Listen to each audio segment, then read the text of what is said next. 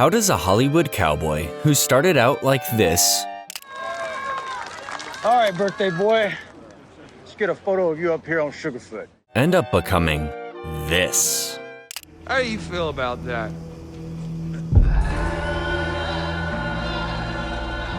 Well, let's find out. This is the entire story of the show Fallout. Fallout started as a video game franchise in 1997 and became one of the most beloved game series ever made. It let millions of players explore a nuclear wasteland and make choices that shaped the world around them. Amazon Prime Video turned it into a TV show in 2024 and somehow managed to honor everything fans loved while telling a completely original story that feels just as alive as the games. This is that story. It's October 23rd, 2077. We're at a birthday party in the Hollywood Hills, and Cooper Howard, a famous cowboy actor, is the entertainment. He's doing rope tricks, keeping the kids happy.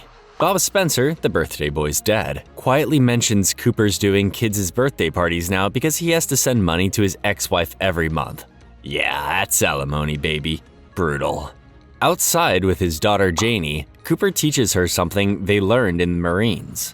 Hold your thumb against a mushroom cloud. If the cloud is bigger than your thumb, don't bother running. Cheerful dad advice. Inside, the TV is reporting that the president has gone missing and nukes could drop any moment. Nobody really reacts, they just switch the channel. That's when Janie sees a flash in the distance. Cooper tells her it's just a fire. Then the cloud keeps growing and growing. That's smoke, Janie. It's just a fire. The shockwave shatters every window in the house. Bob grabs his family and makes a run for their private bomb shelter. His friend tries to follow, but Bob physically blocks him and shoves him out. Cooper grabs Janie.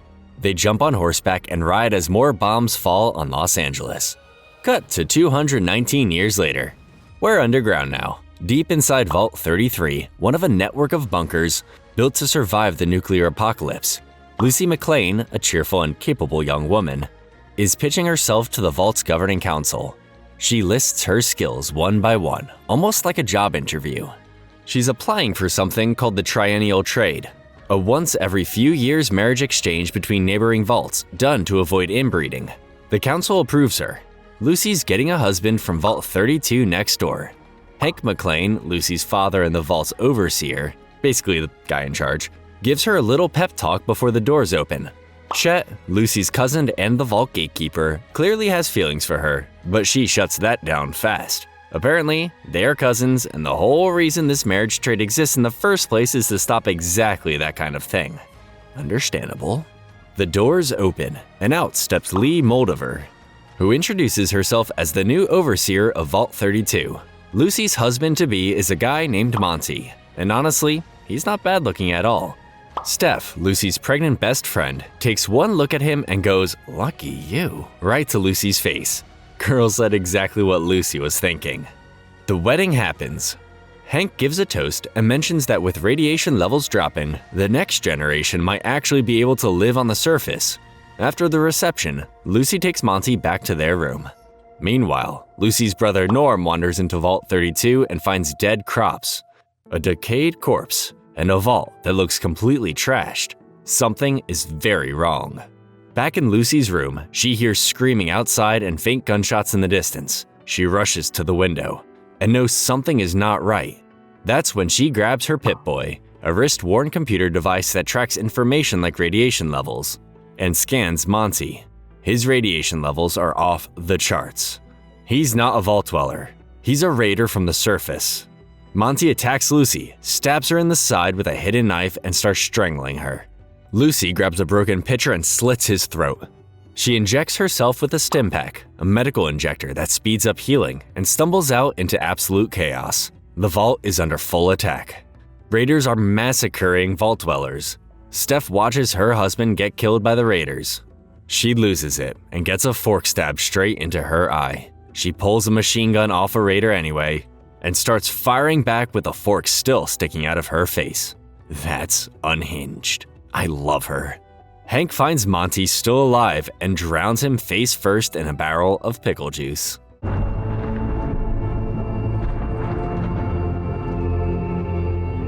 The raiders win. Moldover takes a group of vault dwellers hostage, including Chet and Steph, and plants a bomb at the vault door. She gives Hank a choice: save Lucy or save the hostages. Hank locks Lucy in a closet, tells her she's his world, and surrenders himself. The raiders tranquilize Hank and drag him out to the surface. Moldover arms the bomb, the hostages run, and it detonates. Now we meet Maximus, a young recruit in an organization called the Brotherhood of Steel, a military faction that hunts down pre-war technology and enforces order in the wasteland, using heavy weapons and powered armor suits. Maximus is at the bottom of the food chain. He gets hazed, bullied, and assigned to sewage duty. His only friend is Dane, a fellow recruit who gets promoted to Squire, an assistant role to a full Brotherhood knight. Maximus is absolutely gutted by this. And that night, while everyone else is celebrating Dane's promotion, we find him alone at the back of the building, screaming into the darkness where nobody can hear him.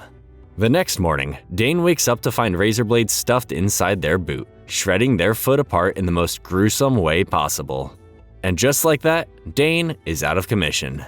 Maximus gets dragged in for questioning shortly after. But meanwhile, back in Vault 33, survivors regroup. Lucy wastes no time standing up in an emergency assembly and proposes sending a search party to the surface to find Hank. The council shuts it down fast. Nobody has left this vault in 219 years, and they're not about to start now. Norm pulls Lucy aside and tells her the real reason they're refusing. If Hank comes back, they lose the new authority they just gained with him gone. So Lucy decides to go alone, recruiting Norm and Chet to help her sneak up to the vault door. Before Chet can follow her out, she tranquilizes him. Norm admits he's too scared to leave and says his goodbyes. Just like that, the door opens and Lucy walks out into the unknown. Outside, it's a complete wasteland with bones scattered everywhere and the ruins of Santa Monica Pier visible in the distance. Lucy takes it all in, lets out a quiet "okie dokie," and presses forward. Back with Maximus, his interrogation doesn't go the way anyone expected. Elder Cleric Quintus, a senior Brotherhood officer, questions Maximus hard, but Maximus admits he was jealous and denies planting the razor blades. He tells Quintus the Brotherhood gave him a home when he had nothing, and that he'd give his life for them. Quintus buries it and hands Maximus Dane's promotion just like that. He's now a squire. Maximus visits Dane in the infirmary, and Dane tells him they vouched for him and said he couldn't hurt a fly. The expression on his face when he walks out makes me wonder if he has something to hide. Maximus gets initiated shortly after, gets a T branded on the back of his neck as a symbol of the Brotherhood's iconic power armor, the T-60 suit that every knight aspires to wear one day. Then, he ships out on his first mission. The target is a man who escaped from a group called the Enclave, a secretive and powerful pre-war organization carrying something dangerous. Each squad gets a search zone, and Maximus boards a vertibird, basically a military helicopter, with his assigned knight and heads out. Somewhere out in the wasteland, a trio of bounty hunters sneaks into a fortress and digs up a coffin buried in the dirt. Inside is the Ghoul, a bounty hunter who's been kept buried alive for years, dug up once a year and tortured. Ghouls are people so heavily exposed to radiation that their bodies mutated. They're disfigured, near immortal, and very hard to kill. These hunters test him with a chicken to check if he's gone full wild animal. He hasn't. He picks the chicken up and plays with it. Menacing. The lead hunter, Honcho, proposes they team up to chase the same Enclave fugitive the Brotherhood is hunting. The Enclave is a powerful and secretive government organization that survived the war underground, and has been running all kinds of shady experiments ever since. He mentions the target is heading for Moldover in California and that he knows the Ghoul is originally from there. That hits a nerve. The Ghoul lassos Honcho to the ground, uses one hunter as a human shield, blows the other's head off, and kicks Honcho into the open grave. Then he grabs his gear and walks off alone to claim the bounty himself. And yeah, I know you've been thinking this guy looks familiar. That's because he is. This Ghoul is Cooper Howard, the cowboy from the birthday party at the very start of the show. 219 years later, and the man is still out here taking it as it comes. So, remember that Enclave fugitive everyone's been chasing? This episode finally shows us who he is and where he came from. We're at an Enclave research facility, and Dr. Siggy Wilzig, a quiet scientist, is working with a group breeding dogs for military purposes. Any puppy born underweight gets thrown straight into an incinerator. Wilzig can't stomach it, so he falsifies the records of one tiny female puppy to save her life.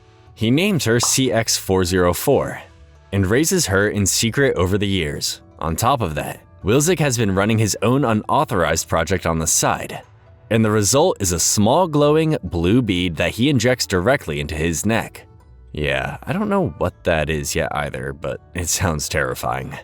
A coworker spots what he's done and hits the alarm, but CX404 attacks the guy and tears him apart before anyone else shows up.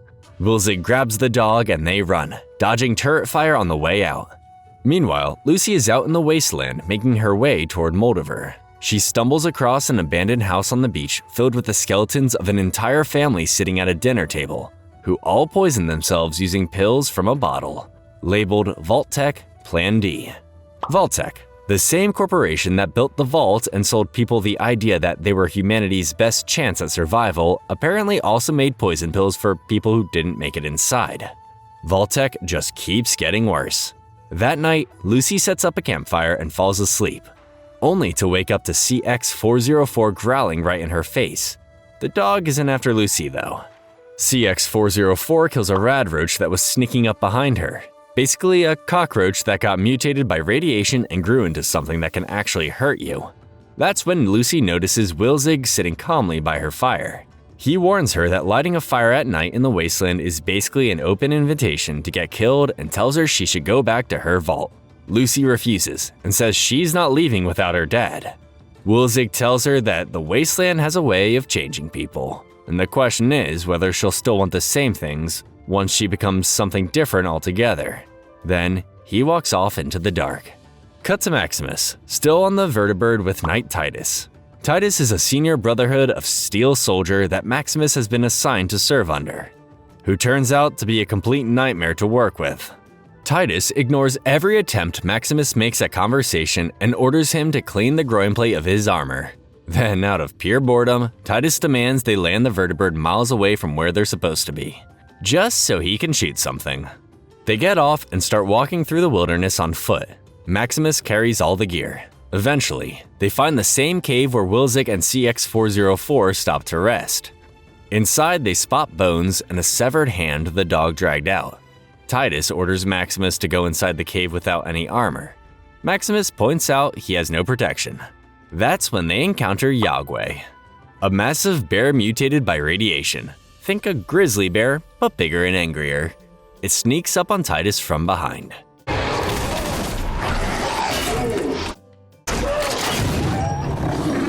Titus sees it and immediately runs. The Yagwe chases him down and tears him apart. Maximus shoots it dead, then rushes over to help. Titus, badly wounded and coughing up blood, responds by blaming the whole thing on Maximus and threatening to have him executed. Maximus holds out the stim pack that could save him, looks at this man who has done nothing but treat him like dirt, and puts it back in his pocket. Titus warns him he'll die for this. Maximus looks at him and says, "Not if I bring back the target."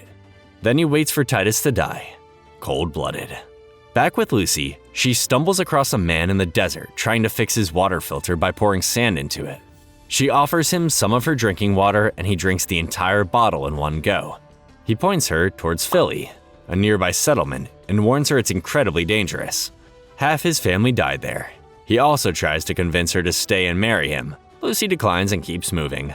Maximus, now in the power armor, is loving every second of it. He runs around, launches rocks into the ocean, and kicks down a crumbling building just because he can, living his best life. He comes across two men fighting and breaks it up, saving one of them only to find out the guy he saved had been doing something deeply inappropriate with the other man's chickens. Maximus backs away slowly. Gorsh. Both Lucy and Maximus end up in Philly around the same time. Philly is a rough, lawless settlement built out of junk and old wreckage, full of vendors selling things like fried iguana and dog meat. Lucy walks into a general store called Ma June's Sundries. run by a tough old woman named Ma June. Lucy asks about Moldover. Ma June's whole mood shifts. She tells Lucy to get out and calls the vaults nothing but holes in the ground for rich people to hide in while everyone else burns. Lucy leaves, and right outside she runs into Wilzig again. She knows details about Vault 33 that he shouldn't, right down to the crops they grow. Before Lucy can get any answers out of him, the ghoul appears. He announces there's a bounty on Wilzig's head, and when Ma June reveals she's been paid to give Wilzig safe passage out of Philly, the ghoul skips the conversation entirely and shoots Wilzig's left foot clean off. Ma June hits the ground. It immediately offers 1,000 bottle caps, which are basically the wasteland's version of money, to whoever kills the ghoul. A massive shootout breaks out, and the ghoul tears through everyone who comes at him, taking bullets to the back like they're nothing.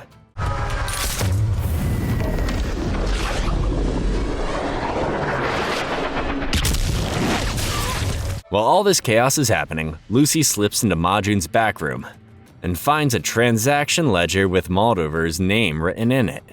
She heads back outside and tries to talk the ghoul down. When that doesn't work, she shoots him with her tranquilizer gun. He pulls the dart out of his chest and tells her that's a very small drop in a very, very large bucket of drugs. Of course it is. That's when Maximus crashes into Philly in his power armor and orders the ghoul to stand down. He throws himself in front of Lucy, shielding her from the ghoul's shots, and tells her to get Wilzig to safety while he handles things. Lucy and Ma June drag Wilzig into the shop. Ma June attaches a metal prosthetic foot to Wilzig's stump in the most brutal way possible, basically just grinding the wound down to fit it. Ma June tells Lucy to escort Wilzig to her client. Lucy refuses until Ma June reveals the client is Moldover herself. That changes everything. Ma June programs Moldover's coordinates into Lucy's Pip-Boy, and Lucy walks Wilzig out of Philly as the fight outside rages on. Outside, the ghoul figures out pretty quickly that Maximus has no idea how to properly control the power armor. He exploits every weakness until Maximus gets his foot stuck in some loose floorboards, then severs a breathing tube on the suit, causing it to malfunction and rocket Maximus across town into a junkyard. So much for that. The ghoul goes back to find Wilzig gone. On his way out, he spots CX-404 dying on the ground from the knife wound he gave her earlier. He pauses, pulls out a stim pack, and heals her. Didn't see that coming. CX-404 gets up and starts tracking Wilzig's scent, with the ghoul following close behind. The next day, Lucy and Wilzig stop to rest near a crashed satellite outside Los Angeles. Wilzig is getting worse and tells Lucy he's not going to make it to the destination alive. Lucy tries to push him forward, but he reveals he already swallowed a poison pill, knowing he was done for. He tells Lucy she doesn't need to bring all of him to Moldover, just his head. The glowing thing he injected into his neck back at the Enclave is what Moldover actually needs, and it's still in there. He hands her his buzzsaw and tells her to cut it off, calling her Miss McLean, a name she never gave him. Lucy is shocked. Before she can ask how he knows who she is, Wilzig dies. Lucy stares at the buzzsaw. Well, that escalated. We kick off with a flashback. Cooper Howard is on a film set before the bombs ever fell, playing a sheriff in a western called The Man from Dead Horse. He's supposed to shoot the villain dead in the final scene, but pushes back on it. The director explains that the writer who originally crafted the scene got fired for having communist ties, and that the new direction is all about raw individualism in a lawless world. Cooper cuts the conversation short when he spots his wife Barb, who hands him a costume we don't get to see just yet, and the two of them head off with Janie in tow. We'll come back to this. Back in the wasteland, the ghoul finds Wilzig's headless body with CX-404 by his side. He starts coughing badly and downs a vial of some kind of medicine to settle it. Whatever that stuff is, he clearly can't survive without it. He spots Lucy's footprints in the dirt and follows them. Meanwhile, Lucy is making her way through the ruins of Hollywood with Wilzig's head in her bag. She sets up camp for the night and inspects the head by firelight, finding the glowing blue bead Wilzig injected into the back of his skull. When she tries to touch it, it zaps her right through the skin. She can't figure it out, so she sticks a tracking chip into the head just in case she loses it. Smart girl. We cut to Maximus, still in Philly, trying to repair his damaged power armor after the fight with the ghoul. The Brotherhood's radio crackles, and a senior officer named Petty Officer Shortsight calls in, asking for Knight Titus. Maximus panics and tries to impersonate Titus on the line, claiming his squire, meaning himself, was killed in battle. Shortsight buys it, but immediately says he's sending a replacement squire. Maximus destroys the radio before anything else slips out, and rushes into Philly to find a mechanic who can fix the broken part on his armor. The repair costs 5 bottle caps. Maximus only has 4, so he sells one of his teeth to make up the difference. The mechanic fixes it in about 2 seconds. A whole tooth for that. Extra, if you do it fast.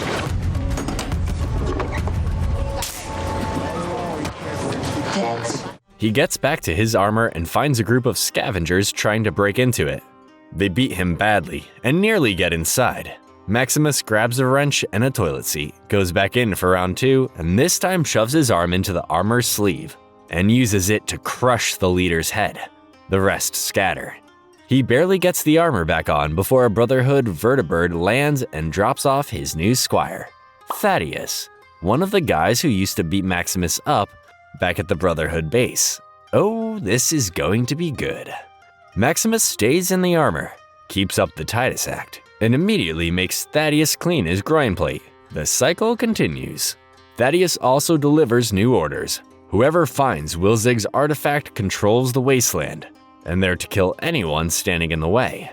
Back with Lucy, she reaches a flooded stretch of Hollywood Boulevard that's turned into a giant lake. She spots a baby deer grazing by the water and stops to watch it. Then, a massive mutant creature bursts out of the water and drags the deer under. It's called a gulper, and is like a giant salamander with human fingers inside its mouth instead of teeth. Lucy tries to run, but the gulper swipes Wilzig's head right out of her bag and pulls it into the lake. That's when the ghoul appears behind her with a gun. She explains the head is gone and points at the water. The ghoul takes one look at the mess nearby and confirms the gulper got it. Great. We take a quick check-in at Vault 33. Chet has been stripped of his gatekeeper role as punishment for helping Lucy escape, and is completely lost without it. Norm gets dragged before the council, and after mouthing off, gets assigned to deliver food to the raiders locked up in the vault's prison cells. The council holds a meeting about what to do with the 16 captured raiders. The interim leaders, Woody Thomas and Reg McPhee, suggest rehabilitating the raiders and teaching them Shakespeare, calculus, and moral philosophy. Sure. Norm loudly suggests they just execute them.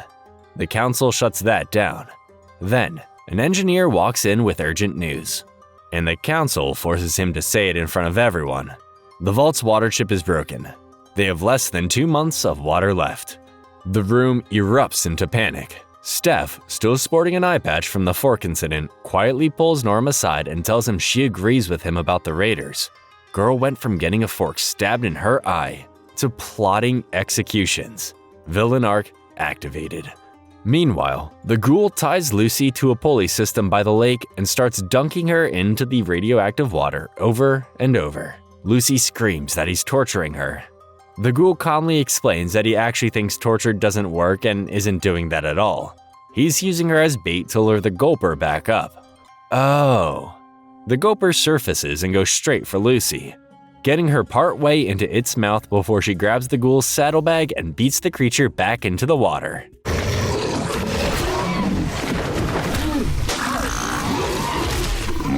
In doing so, she destroys every medicine vial in the bag.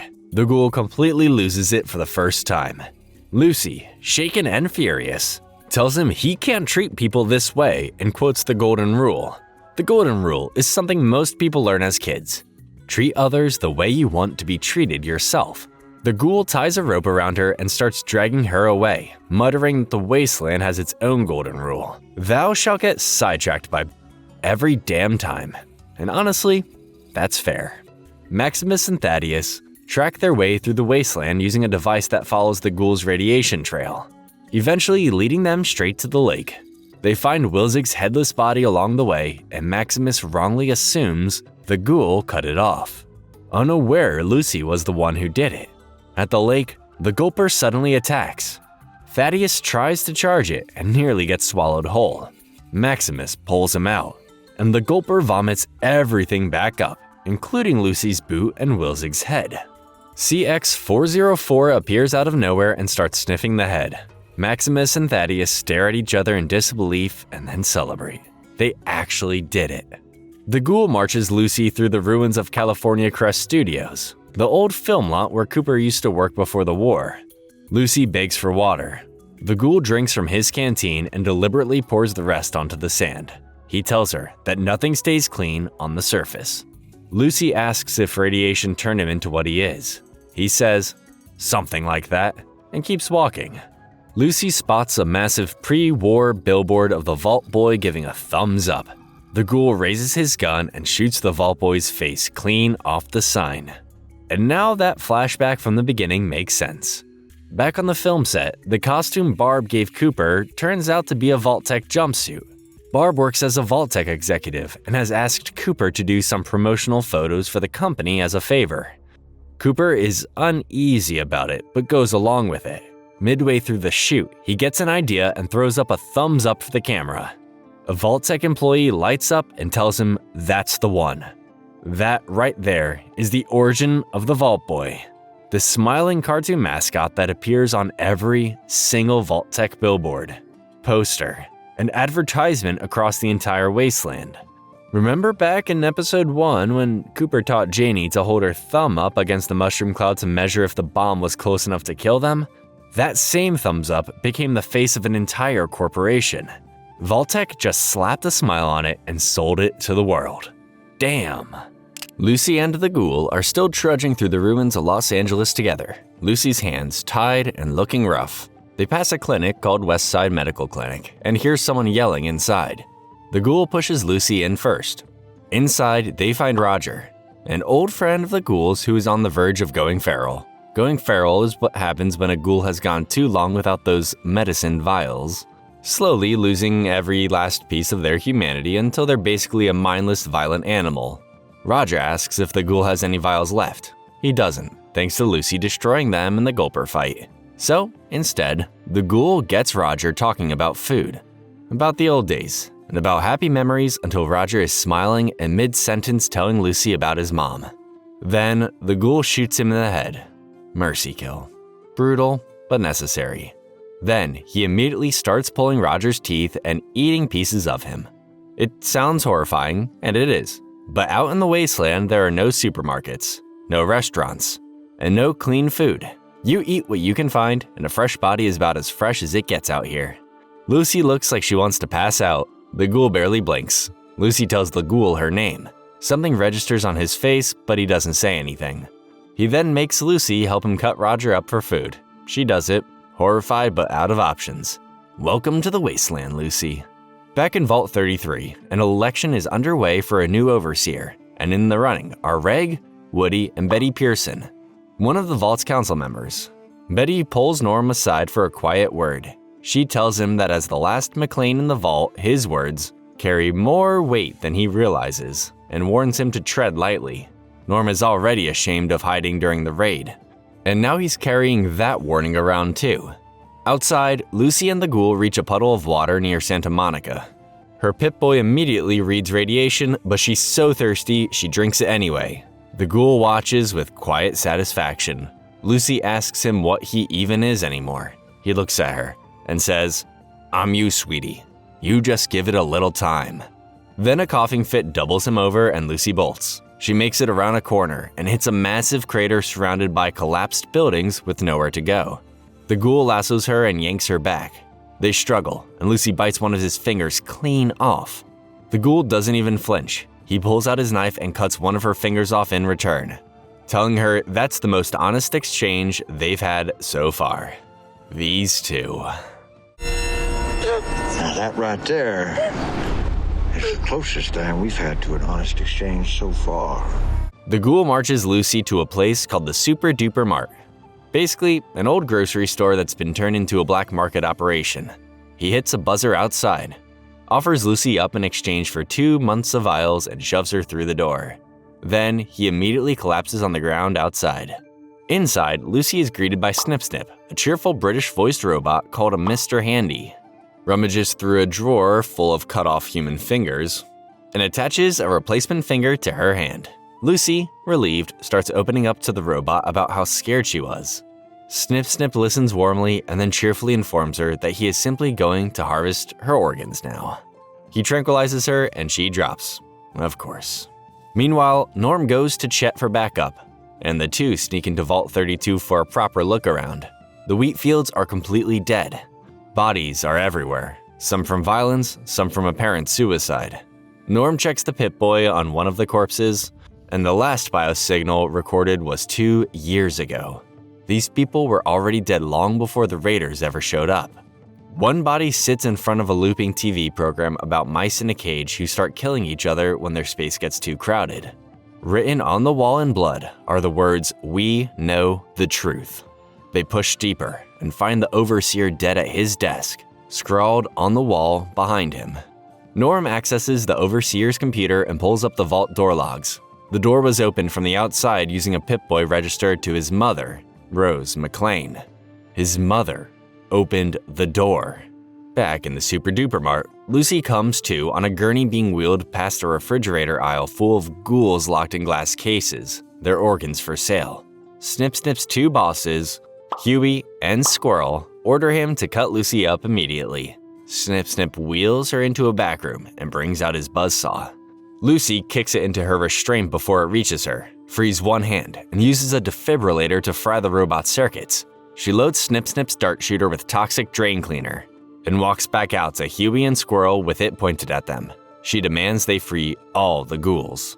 They free most of them, and one even stops to thank Lucy on the way out, but Lucy forces them to open the last few cages too. Bad idea. Those ghouls have already gone feral. They attack. Huey and Squirrel get torn apart. 3 feral ghouls get put down in the chaos. One ghoul remains, a woman who keeps repeating, "My name is Martha," like she's desperately trying to hold on to the last piece of herself. Lucy tries to reach her. Martha attacks and Lucy shoots her. She started this episode horrified that the ghoul killed Roger. She ended it doing the exact same thing.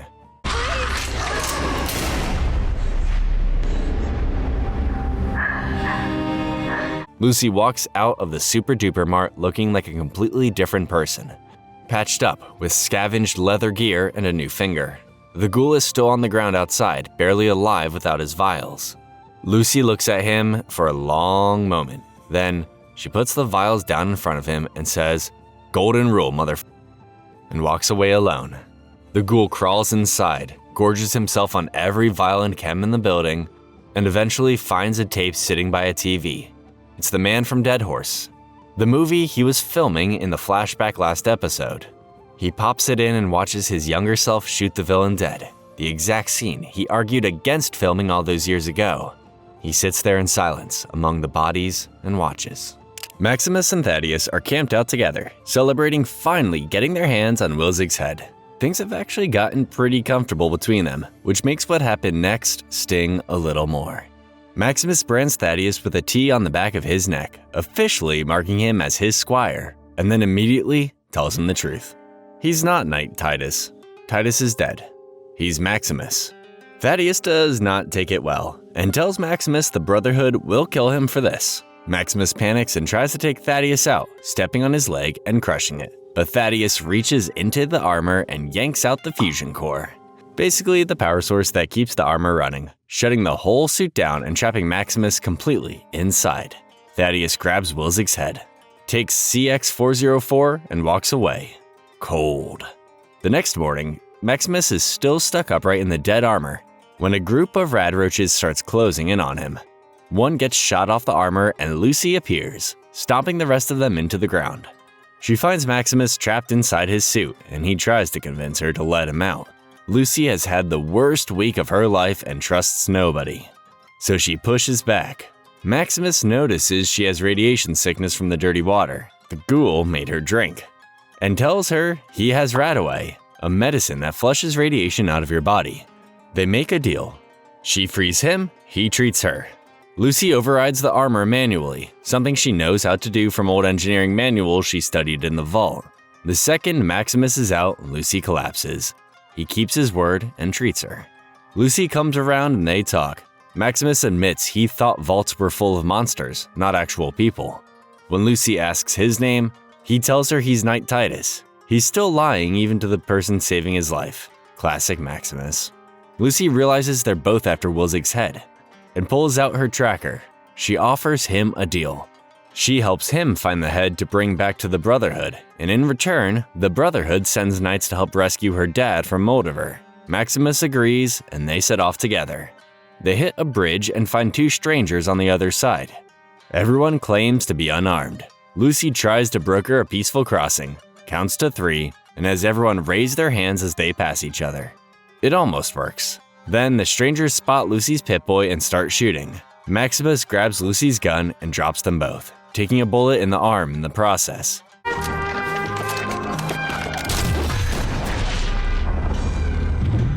He tells Lucy these two were fiends, wasteland slang for cannibals, people who eat other people. Lucy stares at him and says, "I hate it up here." Fair. Back at Vault 33, Election Day arrives, and Betty wins by a landslide with 98% of the vote. Norm digs into the Vault's records and discovers something strange. Every single overseer that Vault 33 and Vault 32 have ever had came from Vault 31, including Betty and his own father Hank. There's even a saying in the Vault about it. When things get glum, vote 31. Norm brings it up to Chet, who brushes it off and says Vault 31 just had better resources and a stronger education system. Norm goes to Steph, who is also from Vault 31, and asks what it was like there. All she can come up with is that the mashed potatoes were better. Norm stares at her. That's the exact same answer his father always gave. Something is wrong. Meanwhile, back on the surface, the trail leads them to Shady Sands, or what's left of it.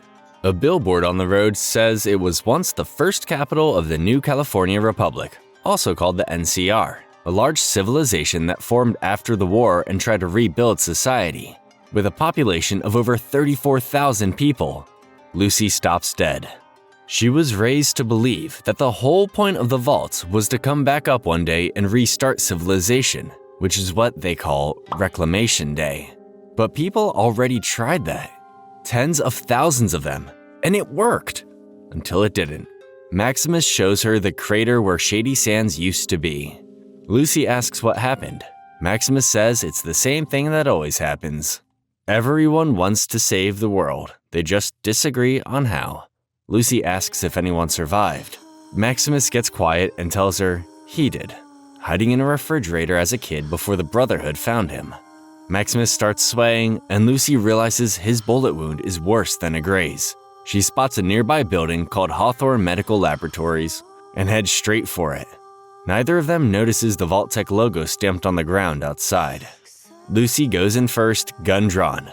A few minutes pass, and Maximus follows. Inside, he finds a dark office full of clean, untouched desks and working terminals, which is already strange. A pulsing light in the ceiling guides him down a hallway to a door labeled medical supplies. He opens it and finds a painted wall on the other side. It's a trap. The door behind him locks. Gas pours from the ceiling, and the floor drops out from under him. Back underground, Betty holds a vault-wide meeting and announces a plan to resettle Vault 32, moving some of Vault 33's population in. She leads everyone on a tour through Vault 32, and it's spotless. Fresh wallpaper. No blood. No bodies. No sign of anything Norm and Chet found the day before. The computer in the Overseer's office, the one with the incriminating door logs, has been smashed. Betty finds Norm standing over the desk and asks if he found anything interesting. Norm keeps his face straight and tells her she did a great job cleaning up. Betty smiles. Norm asks what happened to his mother's Pip-Boy after she died. Betty tells him it was buried with her and that she knows because she and Hank buried Rose themselves. If you ask me, Betty knows way more than she's letting on. And while all that is going on below ground, Lucy and Maximus are having their own problems. They both come to on stretchers in a place neither of them recognizes. Lucy gets up, peeks through a nearby window, and her face lights up. She turns to Maximus and tells them they're going to be fine. They're in the best place in the world. A vault. Oh no. We open with a flashback. Cooper Howard is filming a commercial for Vault-Tec, showing off Vault 4, an underground community run entirely by scientists. Cooper plays the charming pitchman, walking the camera through the vault and introducing a family called the Hawthorns, who are doing a 5-year trial run to prove the vaults can work. File that away. After the shoot wraps, Cooper gets cornered by Bud Askins, a Vault-Tec executive who previously worked at the defense company that designed the T-45 power armor. Cooper, a war veteran, tells him bluntly that the design flaws in that armor got a lot of his fellow soldiers killed. Bud shrugs it off and starts talking about how the ultimate weapon is time, and the future comes down to one word: management. Cooper walks away the second he can and finds Barb, who tells him they're hosting the commercial wrap party at their house. Of course they are. At the party, Cooper is miserable among the Vault-Tec crowd. Outside by the pool, he finds his old friend Sebastian Leslie, a fellow actor who sold his voice rights to a robot company called Robco and got paid $186,000 for it. Sebastian is the only one of Cooper's actor friends who showed up tonight because everyone else has distanced themselves from the guy they're calling the pitchman for the end of the world. Cooper tells him that he actually lost a movie role over the Vault-Tec ads. Sebastian barely blinks. He tells Cooper the future is products. The apocalypse is a product, and the people who embrace that are the ones who come out on top. They toast to the future, and neither of them looks convinced. Meanwhile, in the present, the ghoul wakes up on the super-duper Mart floor after his drug binge and finds a group of men in sheriff outfits standing over him, calling themselves the government. They knock him out and drag him away. Cut to Vault 4 in the present. Lucy and Maximus are both patched up and in quarantine. A doctor pulls a rotten human tooth out of Maximus's arm. Turns out, that's what the cannibals used as ammunition. Wasteland things. Their caretaker, Birdie, tells them she was born on the surface in Shady Sands and that most of Vault 4's residents are survivors from there. While they wait out quarantine, Lucy casually asks Maximus if he wants to engage in some hanky-panky. Maximus completely short-circuits.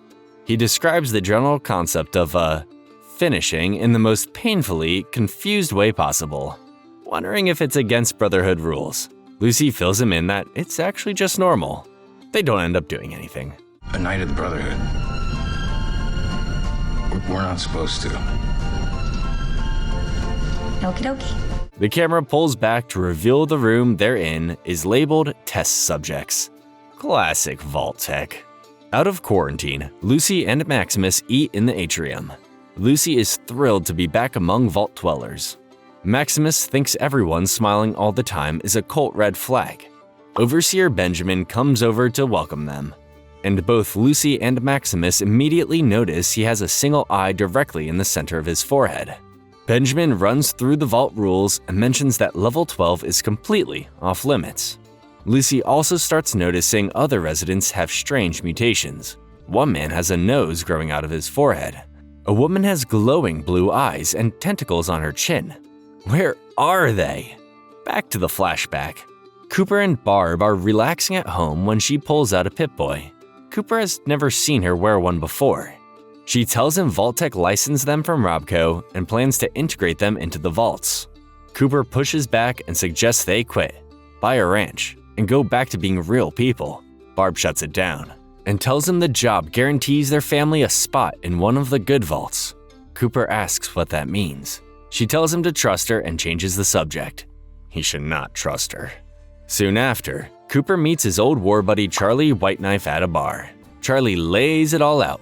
Vault-Tec is a $1 trillion company that owns half of everything and has a financial duty to keep the war going because peace means nobody buys vaults. They are selling the end of the world and making a fortune doing it.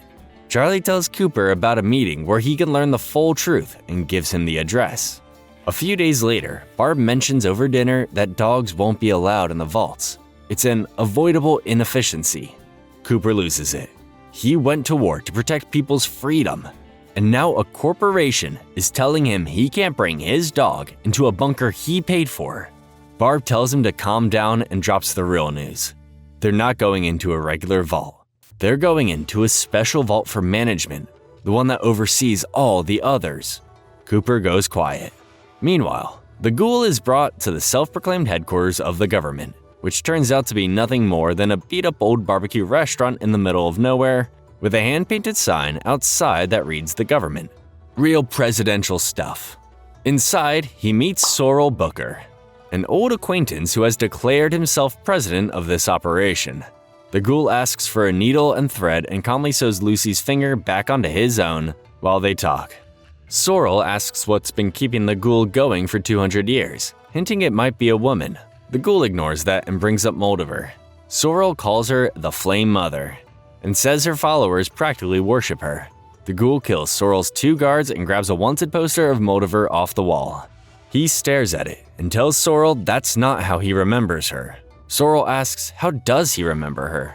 The ghoul stays quiet and we cut to the flashback that answers exactly that, showing Cooper meeting Moldover for the very first time at Charlie's meeting. He knows her personally. The episode then does something really cool. It cuts back and forth between Cooper in the past and Lucy in the present, showing them both coming face to face with Moldover at the exact same time. Back in 2077, Cooper drives to the meeting Charlie told him about at Hollywood Forever Cemetery. He walks in, and a woman comes up to him, introduces herself as Miss Williams, and tells him she's a big fan. Back in the present, the Vault refugees invite Lucy to join their tradition. It starts off normal enough with some candles and quiet humming. Then, people start taking their clothes off. Then the chanting kicks in. They rub ashes on their skin and somebody drinks blood. Then, right at the moment Cooper is shaking hands with Miss Williams in the past, a giant portrait drops from the ceiling in the vault. It's Moldover's face. The same woman, just 200 years younger. Lucy stands there fully clothed, surrounded by people bowing and chanting, "Flame Mother."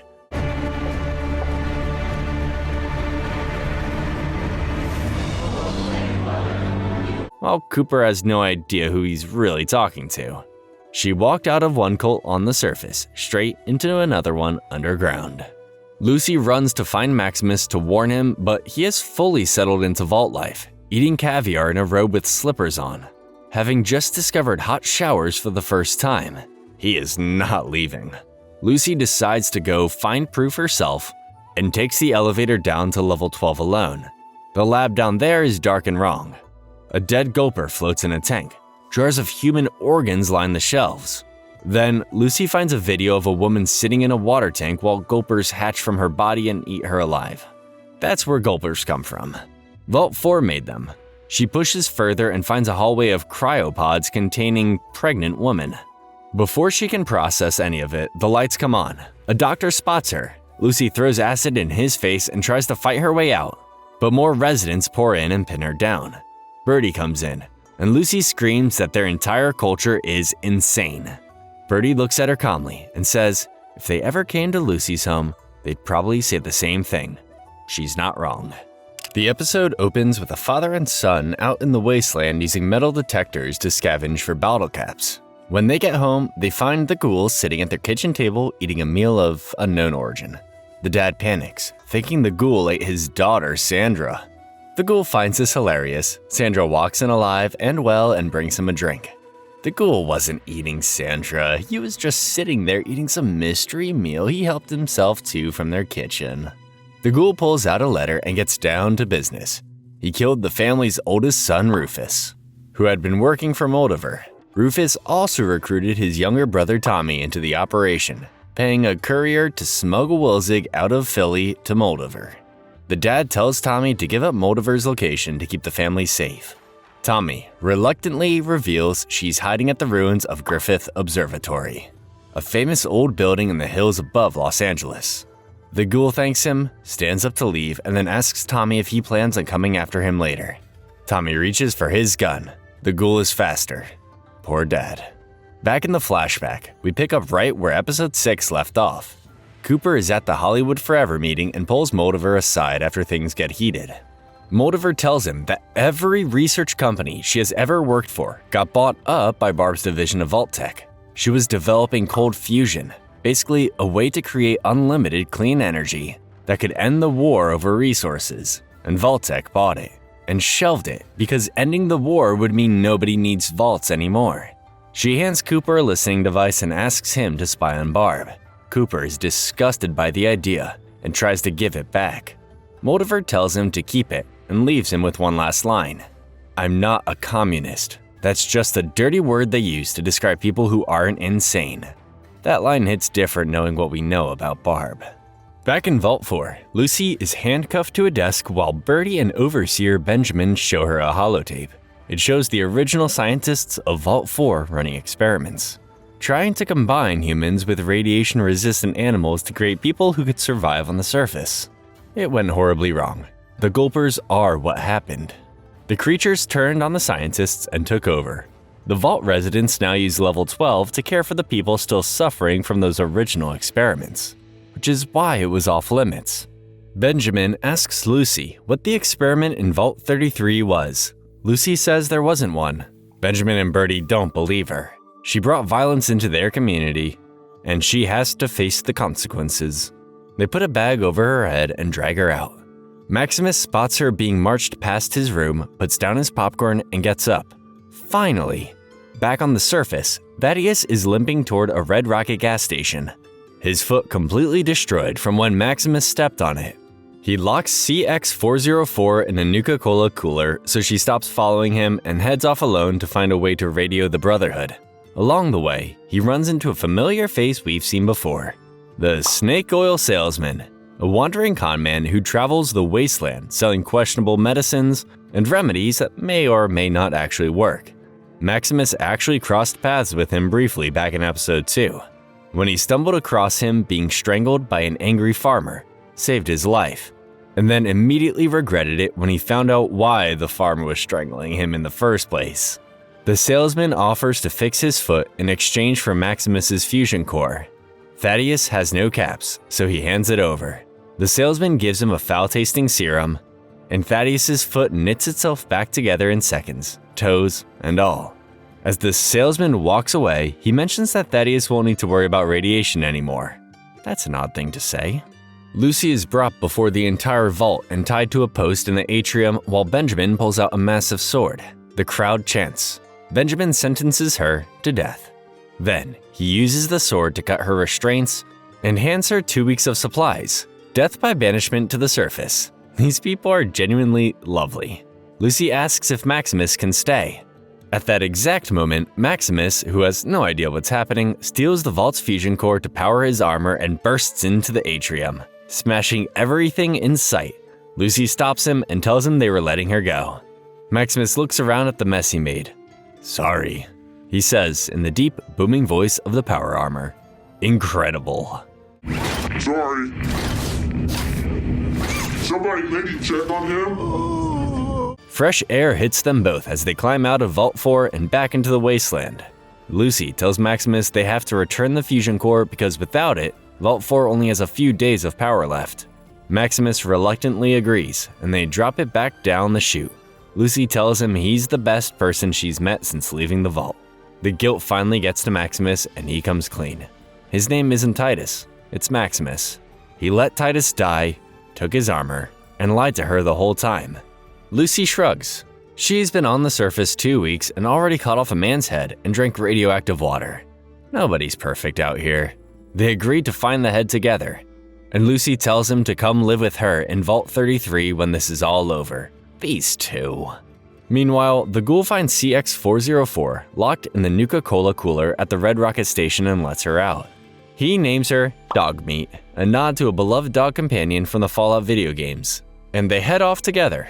Back in the flashback, Cooper is home wrestling with using Moldiver's listening device. He syncs it to Barb's Pit-Boy and listens for a few seconds before throwing it in the trash out of guilt. That night, he sees his Vault-Tec commercial playing on TV. He goes back to the trash and digs it out. He's going to use it. Sure enough, Thaddeus makes it to KPSS radio station, a wasteland radio station run by a lone DJ who broadcasts old fiddle music to nobody in particular, and uses the equipment to call for a Brotherhood pickup. DJ Carl, the station's extremely enthusiastic host, played by comedian Fred Armisen, chats him up about the fiddle music while Thaddeus waits. That's when Lucy and Maximus show up. Thaddeus shoots his entire clip at them and misses every single shot. Then he accidentally steps backward into one of DJ Carl's booby traps, which fires a crossbow bolt straight through his neck. Everyone waits for him to die. He doesn't. He pulls the arrow out, and the wound heals up in seconds. Maximus pulls him aside. That serum didn't just fix his foot, it's turning him into a ghoul. 3 Brotherhood vertibirds appear on the horizon. Thaddeus panics because the Brotherhood has a strict policy of killing ghouls on sight. Lucy is confused because she thought the Brotherhood were the good guys. Thaddeus and Maximus both say at the same time that it's complicated. Maximus tells Thaddeus to run and takes Wilzig's head. He grabs a spare head from one of DJ Carl's booby trap victims, smashes its face beyond recognition, and tells Lucy to take the real head and run to Moldover. He'll hand the fake one to the Brotherhood and catch up with her later. They kiss. DJ Carl watches through a peephole, making faces. Only in Fallout. Lucy tells him to find her in Vault 33 and runs. Back in Vault 33, Norm shows up to deliver food to the Raider prisoners and finds them all dead from rat poison. Betty pulls him aside and tells him that his call for violence at the assembly had consequences. Betty poisoned them and is blaming Norm. Betty then announces new Vault assignments. Chet, Steph, her baby, and several others are moving to Vault 32. Norm stays in Vault 33. Norm goes to Chet and tries to convince him to keep investigating. Chet says he's done. He has a family now and doesn't want trouble. Norm calls him a coward.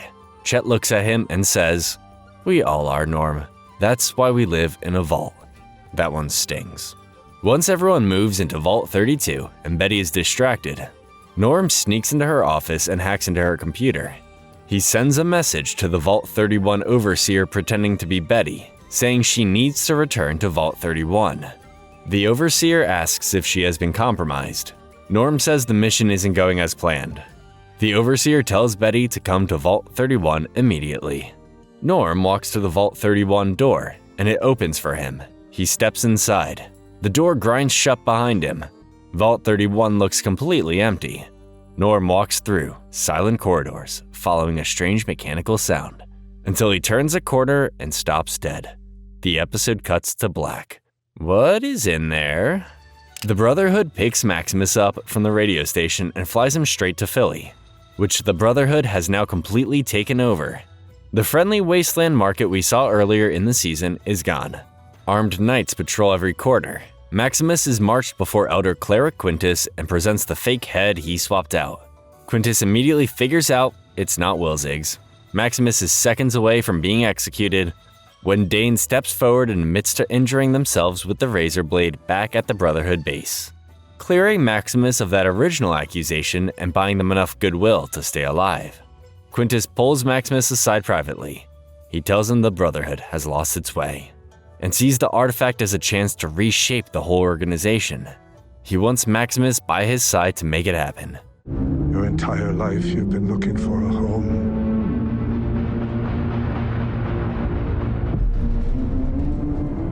Maximus agrees to lead them to the real head. He has no intention of letting Quintus have it. Lucy makes it to the Griffith Observatory, Moldover's base of operations and the last stronghold of what remains of the New California Republic. The gates are built from scrap metal, and the courtyard is packed with NCR civilians and refugees. Lucy even spots one of the ghouls she freed from the Super Duper Mart in the crowd. She's escorted inside to Moldover's control room, where Hank is locked in a birdcage hanging from the ceiling. A half-decomposed ghoul sits tied to a chair at the dinner table beside Moldover, wearing what looks like the remains of a vault jumpsuit and a small necklace almost completely grown into the skin of her neck. Lucy hands over Wilzig's head and demands her father back. Moldover agrees, extracts the glowing artifact from the base of Wilzig's skull with a tool, and then tells Lucy to sit down. Because before Hank goes anywhere, there are some things Lucy needs to know about who her father really is. Hank immediately starts begging her not to listen.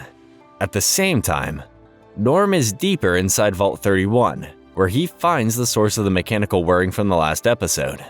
It's Bud Askins, the Vault Tech executive from Cooper's flashbacks, except now he's nothing more than a brain floating in a glass jar attached to a small robot. Bud tries to stop Norm from going any further, lunging at him with a tiny syringe attached to his robot body. Norm sidesteps him with ease, the most pathetic villain in the wasteland. Norm pushes past Bud and finds a massive room full of cryopods. Every single person in Vault 31 has been frozen since before the war. These are Bud's Buds, a training program of pre-war Vault-Tec Junior executives. kept on ice and periodically thawed out to oversee vaults 32 and 33. Hank's pod is there. Betty's pod is there too, both already opened. And among the names on the list of frozen residents is Steph. She was never just a vault dweller. In the flashback, Cooper follows Barb into Vault Tech headquarters, staying close enough to keep the listening device connected to her Pip-Boy. He's shown into a waiting room by Barb's assistant, Betty Pearson, the same Betty who just became overseer of Vault 33 in the present day. While he waits, Cooper puts in his earpiece and listens. In a dimly lit room below, Barb is chairing a secret meeting with the heads of the most powerful corporations in America. Robco Industries, Big MT, West Tech, and Repcon Aerospace are all at the table. They're bickering over resources and survival until Barb brings the room to order. She proposes giving each corporation their own vaults to run their own experiments with no government oversight and no rules. The executives light up. Someone asks how Vault Tech can guarantee there will actually be a nuclear war to make the vaults necessary. Barb's answer stops Cooper cold. Vault Tech will drop the bombs themselves. They will start the apocalypse on purpose to protect their investments. Cooper sits in the waiting room listening to his wife condemn the entire human race. That's when Betty walks back in with Barb's new assistant, who turns out to be a young, bright-eyed Hank McClane, gushing about Cooper's movies and asking for an autograph. Yes, Lucy's father. Cooper stares at him. Back at the observatory, Moldover keeps going. She tells Lucy that Hank was never born in a vault. He's a pre-war Vault Tech executive who is frozen in Vault 31 and periodically thawed out to oversee and control Vaults 32 and 33, keeping them in line with Vault Tech's plan to eventually recolonize the surface on their own terms. He never told Lucy's mother Rose the truth about any of it, but Rose was smart. She figured out that Vault's water supply was being siphoned from somewhere on the surface, which meant the surface was already inhabited.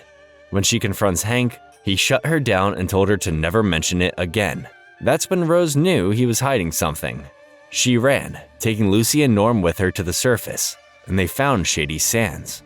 Lucy lived there as a little girl, and here's the part that hits the hardest. Lucy has a memory from her childhood of her mom taking her to see a big warm light inside the vault, something she always thought was an artificial sun built to make the underground feel more like home. That memory was real. That light was the actual sun. Lucy grew up outside the vault in Shady Sands and never even knew it. Hank tracked them down, and when Rose refused to come back, he took the children and had Shady Sands bombed off the map. He destroyed it himself. Moldover then asks Lucy to look more carefully at the ghoul sitting at the table. Lucy looks. She sees the necklace grown into the ghoul's neck. It's her mother's necklace. Rose McClane didn't die. She survived the bombing of Shady Sands and spent over 2 decades slowly going feral. Sitting right here at this table. Lucy breaks down completely. Hank tells her Moldover is lying. Lucy doesn't even look at him. It turns out the cold fusion reactor can only be switched on by a Vault Tech executive using a special authorization code, and Hank is the only one in the room who has it. Lucy tells him to give Moldover the code. Hank's face falls. He enters it. The cold fusion reactor starts powering up. Meanwhile, Norm gets trapped in Vault 31. Bud's brain robot informs him the vault won't open until it's time for the frozen executives to take over the surface, which could be hundreds of years away. The only way Norm survives is by climbing into one of the cryopods and freezing himself. This would mean going to sleep and waking up hundreds of years from now with no idea what the world looks like by then. Norm stands in front of the pods and stares at them. The episode cuts away before we see what he decides. We may never know. Back with Lucy and Moldover, the cold fusion reactor starts powering up. As it hits 100% and the device fully activates, alarms start blaring across the observatory. Outside, the Brotherhood launches a full aerial assault on the observatory. Vertibirds swarm the sky, and knights pour through the gates, gunning down NCR defenders in the courtyard. Moldover rallies her forces and heads out to fight, leaving Lucy and Hank alone. That's when the ghoul slips in through a back entrance. He knows power armor inside and out from his days in the Marines, and picks off the Brotherhood Knights one by one, exploiting a weak spot under the chest plate. Then kills the lights to take out the rest in the dark. Maximus breaks away from the chaos and makes it to the control room just as Lucy is standing over her father's cage. Lucy tries to warn him, but it's too late. Hank grabs a suit of power armor from a fallen Brotherhood soldier and uses it to punch Maximus straight into the wall, knocking him out cold. You're coming with me.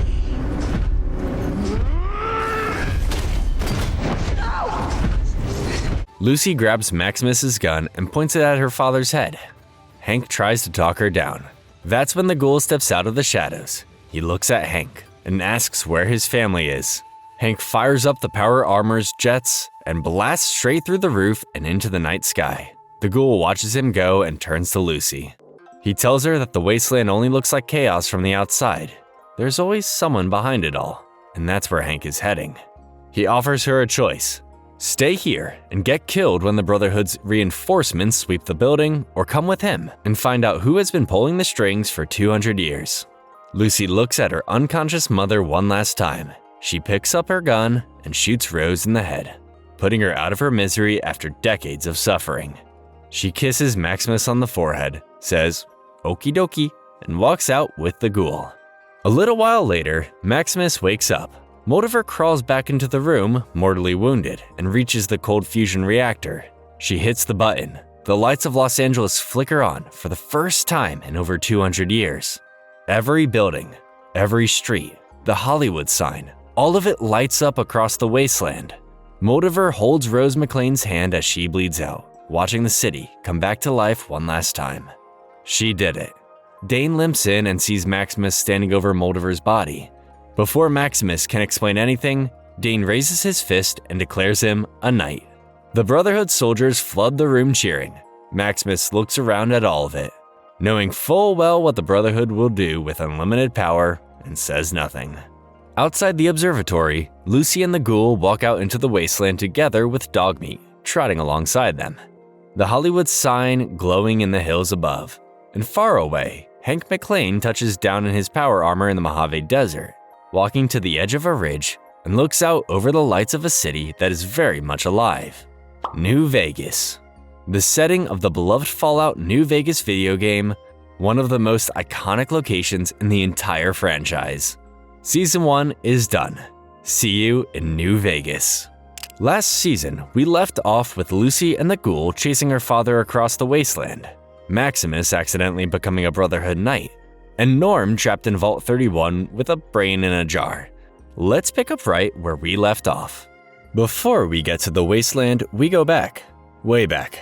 We start in pre-war Los Angeles, and the city is in chaos. Workers are rioting in the streets outside City Hall, smashing up Robco Industries equipment with baseball bats. Robco is one of the biggest tech corporations in pre-war America, responsible for building the Mr. Handy robots, floating multi-armed helper machines designed to do household chores and assist humans. The company has been replacing human workers with these robots, and nobody asked for their opinion. Inside a nearby bar, the TV plays a recorded speech from Robert House, Robco's CEO, the richest and most powerful man in pre-war America. The workers are furious. Sitting quietly in a corner booth is a well-dressed man who starts talking down to everyone in the bar. That man is the real Robert House, not the one on TV. He gets dragged outside by an angry group of workers, and that's when things get interesting. House pulls out a trunk full of $31 million in cash and offers it to one man, on one condition. Let House stick a small black box device into the back of his neck for what he calls market research. The man refuses and threatens to just take the money by force. House doesn't flinch. He jams the device into the man's neck himself, pulls out a remote control, and the man immediately turns on his own friends, beating them to death with a baseball bat. House watches with quiet satisfaction until the man starts resisting the device's signal. House cranks the dial all the way up. The man's head explodes. House looks at the mess and says, "The world may end, but technology will continue to advance."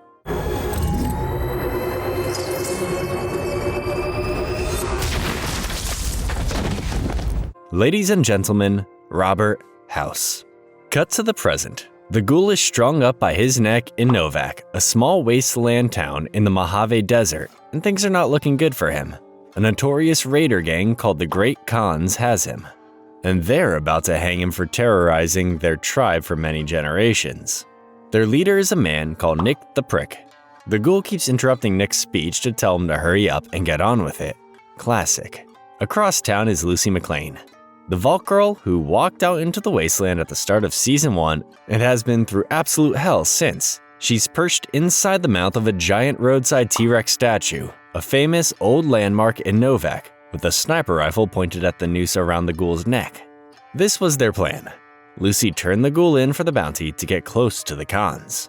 And she was supposed to shoot the rope the second he was in position. Instead, she starts trying to negotiate with the entire gang. The ghoul stares at her in disbelief from the gallows. The cons don't care about her deal and drop the board out from under him. Lucy finally shoots the rope and the ghoul drops to the ground alive. Then all hell breaks loose. Lucy picks off cons from the statue, but she's only shooting kneecaps and shoulders, refusing to kill anyone. The ghoul has no such hesitation, and works through them one by one with brutal efficiency. When it's over, he tears into her for the mercy shots. These two haven't changed a bit.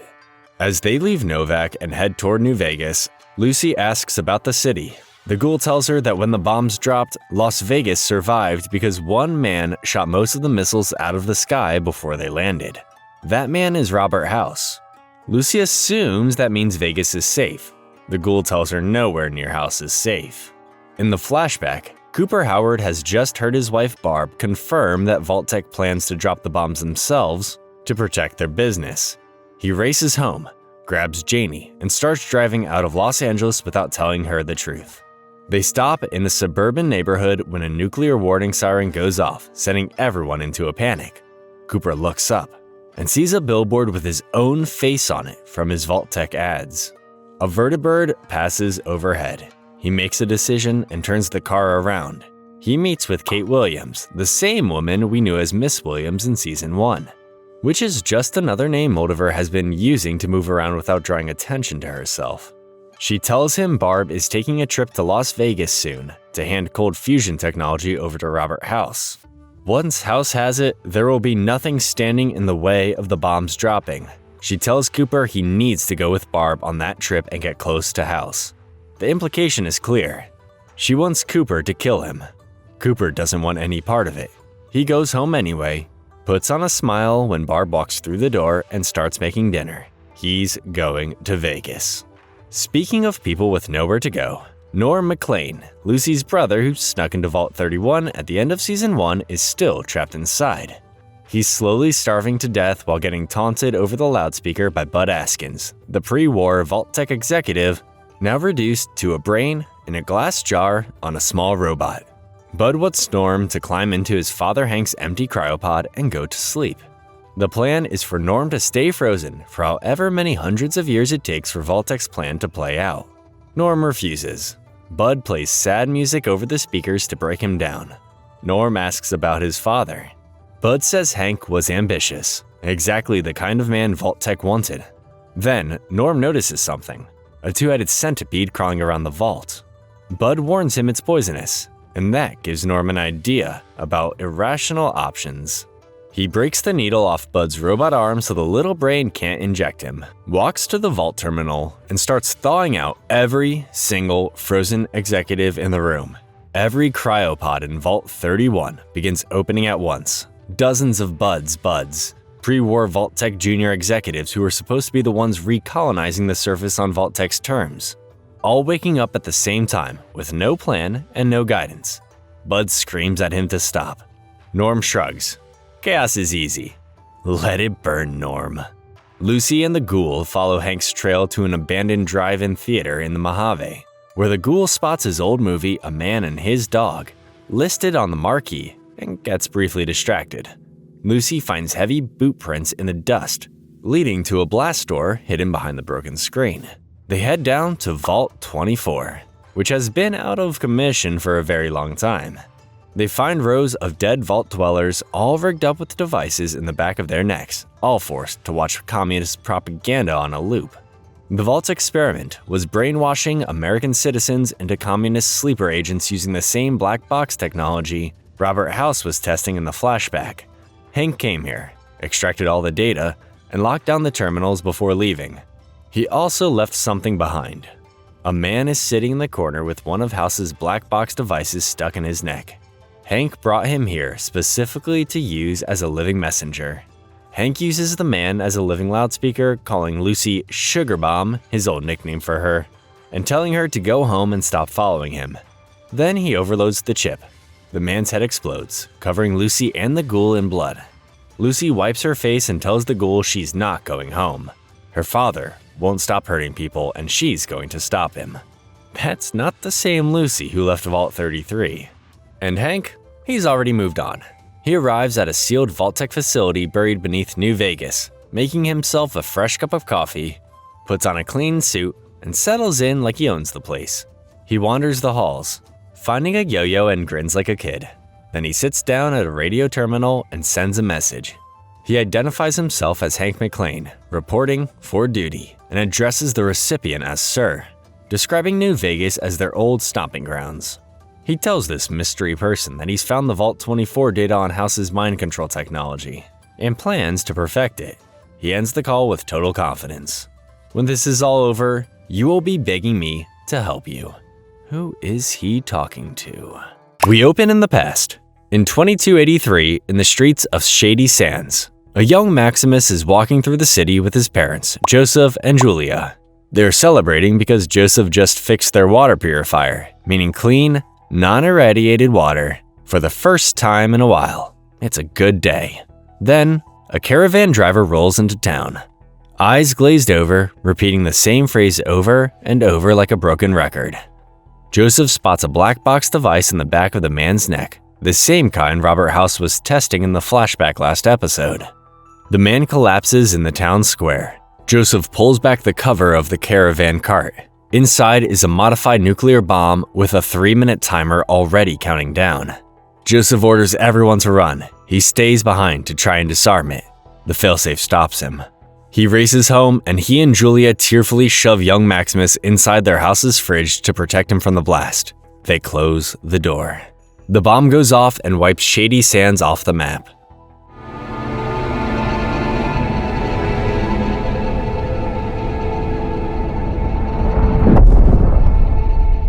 Back in Vault 33, a younger Hank McClane checks his Pip-Boy, confirms the detonation, and goes to read his children a bedtime story.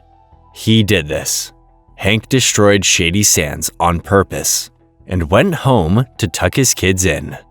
Cut to the present. Maximus is now a full Brotherhood Knight on board the Caswinin, a massive Brotherhood of Steel airship that serves as the San Fernando's chapter's mobile base of operations. He just led a successful raid on a pre-war facility, retrieving a rectangular control panel that Elder Cleric Quintus calls the key to our new home. Quintus uses the panel to activate a hidden control station buried in an abandoned playground, which powers up a massive array of wind turbines that rise from underground silos and blast away decades of sand to reveal what was buried underneath. Area 51. A legendary pre-war military base that the Brotherhood is now claiming as their new headquarters. They just uncovered Area 51.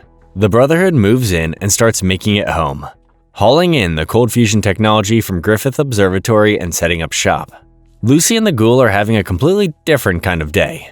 They're walking through the Mojave when they hear a woman calling for help from inside a ruined hospital called Affordable Al's Discount Hospital. The ghoul immediately says it's a trap and keeps walking. Lucy goes in anyway.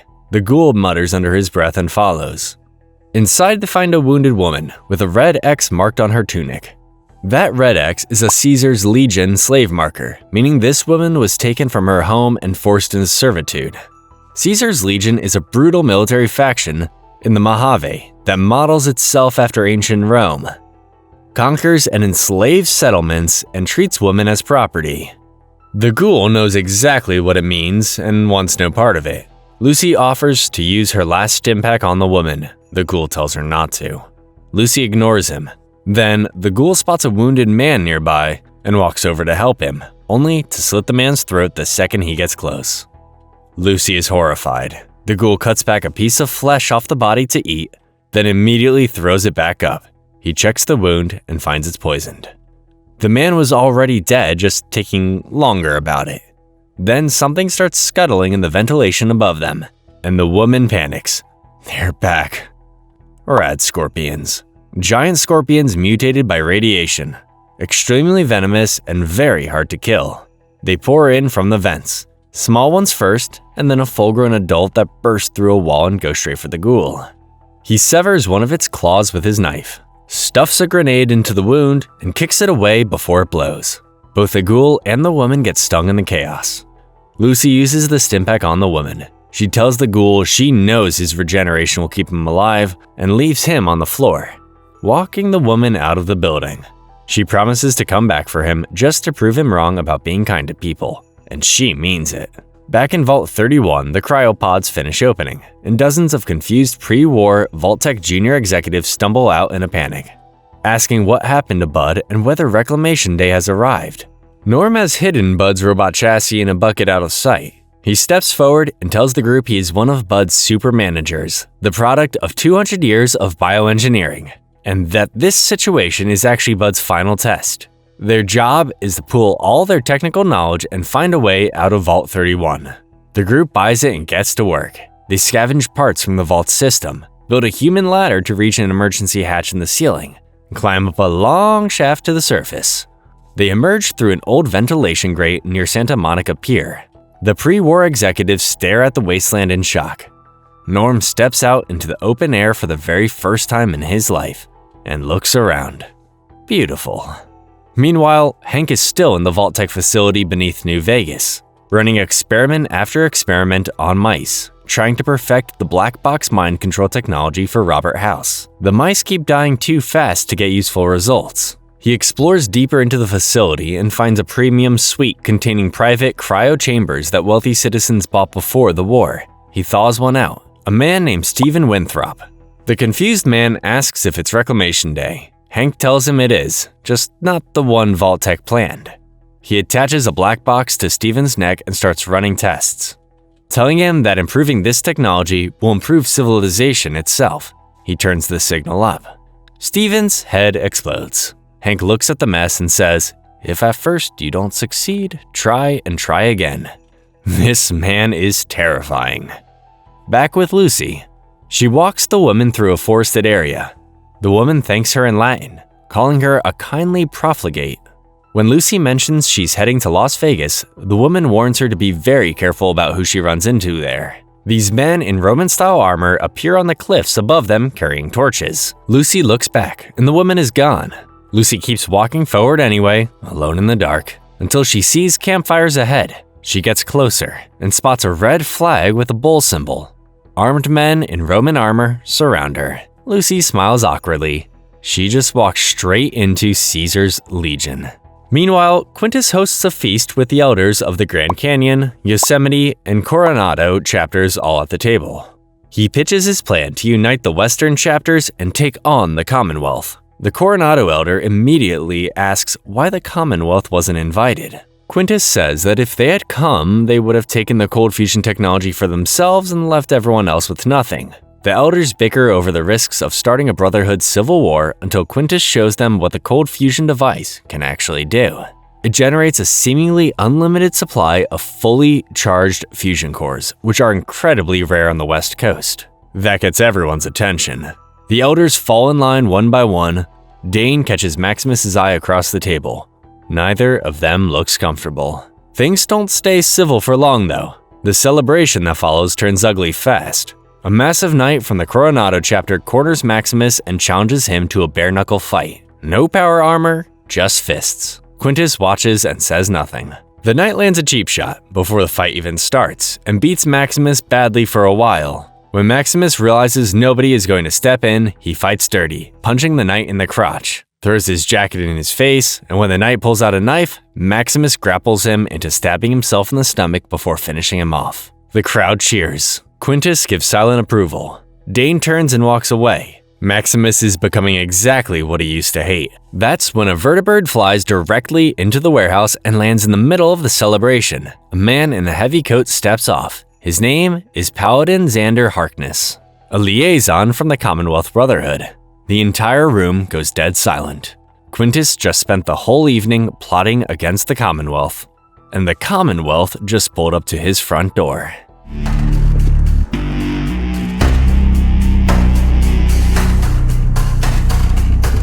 We open somewhere in the Mojave at an old bottling factory of Sunset Sarsaparilla, a famous pre-war soft drink brand. Basically, the Wasteland's version of a soda company. Running the place is none other than Thaddeus, the former Brotherhood squire who got hit with a crossbow bolt last season and started turning into a ghoul. He set up shop here as a floor manager, putting a crew of kids, both human and ghoul, to work on the conveyor belts collecting bottle caps from soda crates. 12-hour shifts, he wakes a sleeping ghoul boy named Bobby, and gives the whole crew a motivational speech about how lucky they are to have shelter, security, and all the soda they can drink. He ends it with what has apparently become his motto. Most kids are dead by this age. Thaddeus really found his calling. Lucy wakes up in the heart of Caesar's Legion's main camp, hands bound, being marched past rows of crucified bodies and soldiers in Roman armor. She's brought into the main tent and presented before Lacerda Legate, the Legion's top military commander, identifiable by his ornate mask. He immediately notices that the slave woman Lucy rescued never came back as ordered. He signals a soldier who slits the woman's throat right in front of Lucy. She saved her life, and this is what happened. Lucy is then brought before Kaiser, the lord and ruler of the Legion, who's in the middle of a military strategy meeting. Lucy, despite being a prisoner surrounded by armed soldiers, immediately starts pointing out historical inaccuracies and how they're running their Roman-style organization. Only Lucy. The legate takes her outside under armed guard and shows her something from the camp's boundary wall. On the other side is another Legion camp, identical to this one, flying the same flag. The Legion's original founder died without publicly naming a successor. Somewhere on his rotting corpse, which sits directly on the dividing wall between both camps, is a piece of paper with the heir's name on it. Both sides have been fighting each other for years trying to get to it. Stuck in a complete stalemate, Lucy immediately offers to negotiate between the two sides. The legate declines and has her crucified. Of course. Sometimes, conflict resolution is easier than you think. Jeez. Back at Affordable Al's, the ghoul is still on the floor suffering from the rad scorpion venom with dog meat keeping him company. He digs the stinger tip out of his own thigh with a skinning knife, talking to dog meat the whole time to keep from passing out. In the flashback, Cooper and Barb are at home. Barb is quietly crying in the kitchen, trying to pack keepsakes into a capsule for when they have to go into a vault.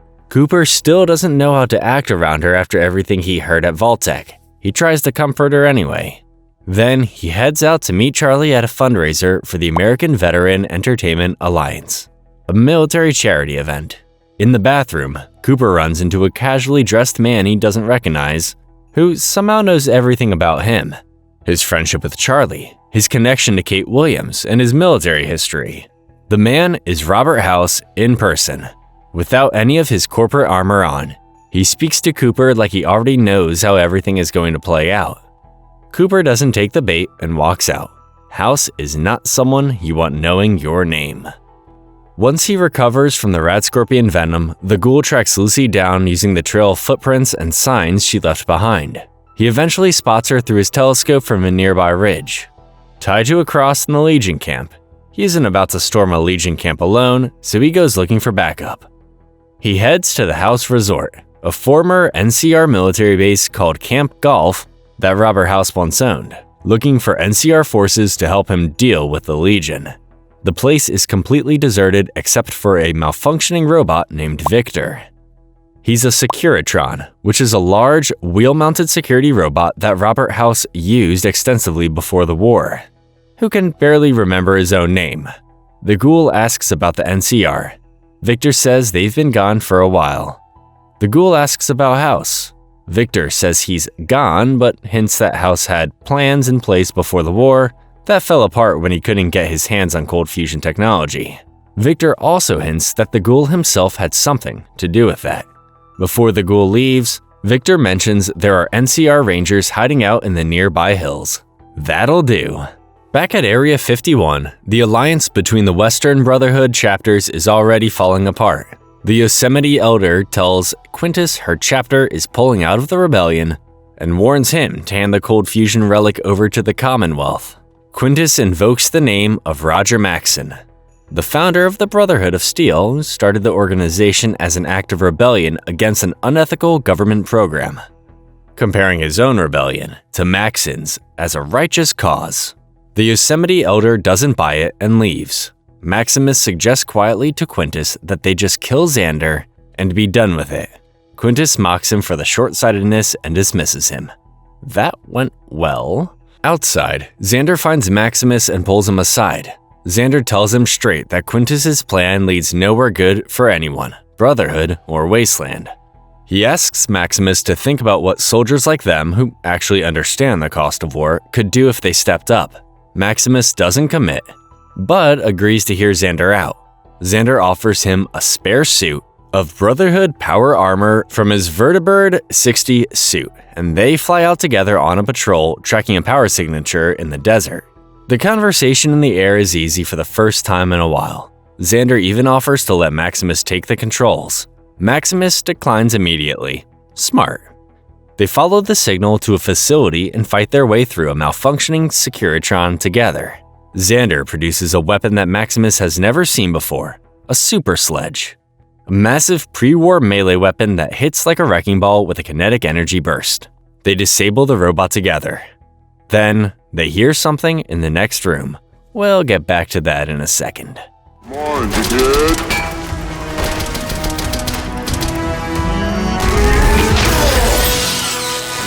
Elsewhere, the ghoul finds the Rangers in the desert. He gets a warning shot fired over his shoulder by Captain Rodriguez, an NCR officer who turns out to already know who he is. She takes him back to their camp. Their entire active force in the Mojave is 3 people. 3! Rodriguez tells him the Legion has them completely boxed in and they've been cut off from their battalion for over a decade. She offers him a tin of vials for his ghoul condition and tries to convince him to fight for something bigger than himself. Something she implies he used to believe in. The ghoul takes the vials and walks away, telling her that if the NCR's future really died out here in the Mojave, it deserved to. Cold. But then he turns back around and heads straight to the Legion camp. The ghoul walks into Kaiser's tent and makes the legate a deal.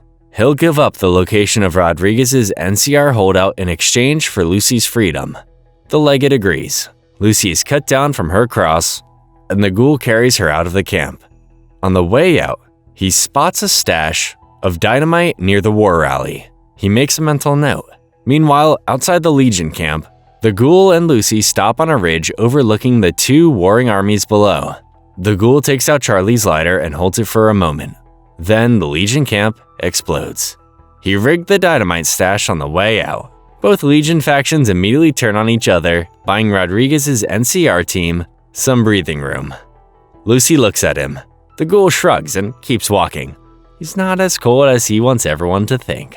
Remember that noise Maximus and Xander heard in the next room? They follow the sound and find themselves standing inside a very familiar place. It's the Sunset Sarsaparilla bottling factory from the start of the episode.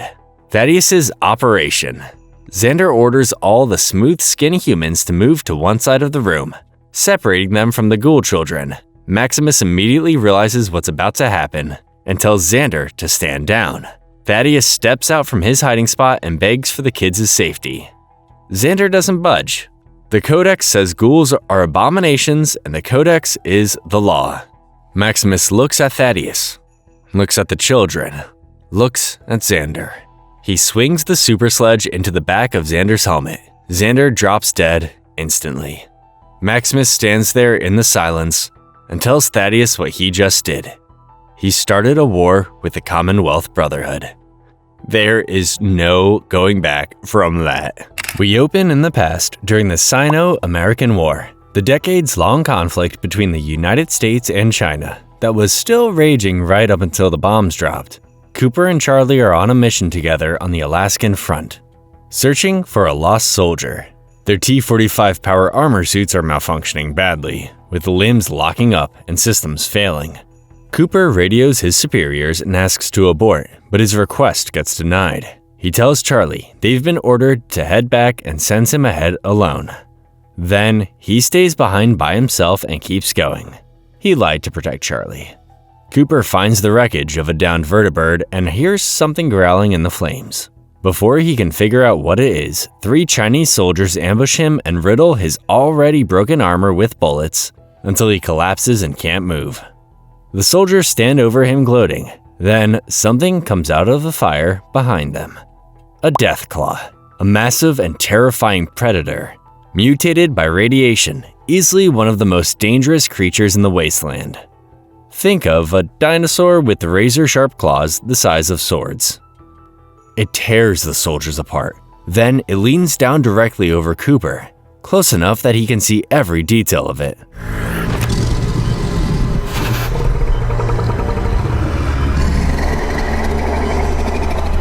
Then a firefight breaks out somewhere in the distance, and it turns and leaves. Cooper's radio crackles back to life. His superiors congratulate the troops on pushing the enemy back. Cooper just lies there in his broken armor, knowing full well it wasn't American soldiers that stopped them, something else did. Right after killing Xander at the bottling factory, Maximus needs to cover his tracks before the Brotherhood figures out what happened. He convinces Thaddeus to put on Maximus's T-60 power armor and impersonate Xander long enough to buy them time. Thaddeus is not thrilled about this.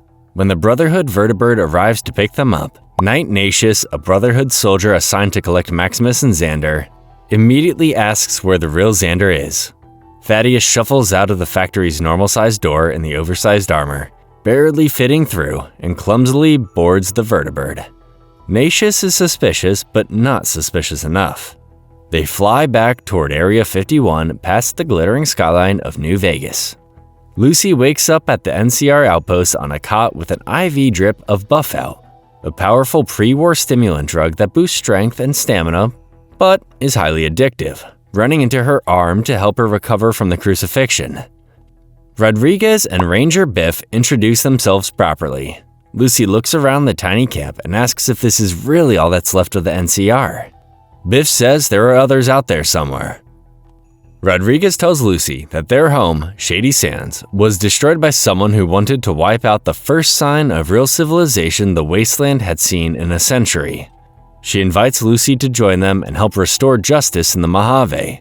Lucy says she's already looking for someone, and she's going to bring him to justice herself. Rodriguez accepts that and hands over the contents of their weapons cache as a parting gift, since they're packing up and leaving anyway. As Lucy and the ghoul walk away, Lucy tells him the Rangers seemed nice. The ghoul reminds her they probably wouldn't feel the same way if they knew she was related to the man who destroyed their home. That lands. Speaking of people with complicated home situations, Norm is leading the thawed-out Vault 31 executives through the ruins of Los Angeles. They stop to raid a food truck. And while everyone eats, a man named Ronnie McCurdy pulls Norm aside. Ronnie was Bud Askin's personal assistant before the war and knows more about the 3 Vault experiments than he's letting on. He starts talking about something called Future Enterprise Ventures, which was Bud's name for Phase 2 of the experiment. Norm doesn't know what that means, but he knows enough to realize Ronnie is someone he needs to keep very close and very carefully managed. Norm steps back and lets Ronnie think he's in charge. For now. Back in Vault 33, Betty is struggling with the water crisis and trying to negotiate with Steph, who has settled into the overseer role in Vault 32 like she was born for it. Steph plays hardball. She'll consider giving Betty access to Vault 32's water supply on one condition. Betty has to retrieve a locked keepsake box that Hank left behind in Vault 31. Steph says whatever's inside is personal. Betty pushes back. Steph shuts the conversation down. Betty leaves with nothing. Meanwhile, Woody Thomas, one of the Vault Dwellers who moved from Vault 33 to Vault 32 earlier this season, gets lost navigating the unfamiliar layout of his new home. He accidentally stumbles into the tail end of this conversation and hears everything. He goes to Steph's quarters to report the protocol violation of meeting in the intervault space, only to get coldly dismissed and told to address her as Overseer Harper. While Woody is being shown the door, Chet quietly finds a false bottom in one of Steph's dresser drawers. Inside is an old purse. Inside the purse is a pre-war ID card showing Steph's birth date as 2045, and listing her place of origin as annexed Canada. She's not who she says she is. Chet shoves it back before anyone notices. Back at Area 51, Maximus and Thaddeus land on the flight deck. Dane immediately clocks that something is wrong. Maximus pulls Dane aside and tells them everything. He killed Xander. Thaddeus is wearing his armor pretending to be Xander. And Maximus is going to kill Quintus before this goes any further. He asks Dane to get the young recruits to safety while he handles it. Dane moves the kids into hiding and tells them not to come out until the shooting stops. Meanwhile, Thaddeus, still in the armor, gets quartered in the mess hall by Elder McRae, the Yosemite chapter's elder who mistakes him for Xander and demands a private audience. Thaddeus has no choice but to sit there and listen while McRae tries to cut a deal to protect her chapter from the Commonwealth's retaliation. Then, the Coronado elder barges in, trying to make his own deal, offering to assassinate Quintus in exchange for 300 fusion cores. McRae counters by offering to do it for free. The stress causes Thaddeus to have a full panic attack inside the armor. These people cannot tell they're negotiating with a terrified ghoul in a tin can. In the meeting room, Maximus faces Quintus alone with his laser pistol drawn. Quintus doesn't even flinch. Maximus hesitates. Quintus uses the opening to lecture him about how killing him will doom the wasteland to chaos forever. Maximus admits he never planned any of this. He just kept trying to do the right thing. He tells Quintus the children Xander was about to kill were ghouls. Quintus briefly seems almost sympathetic. Then he hears the word ghouls and completely loses it, calling Maximus a heretic and pulling a hidden pistol.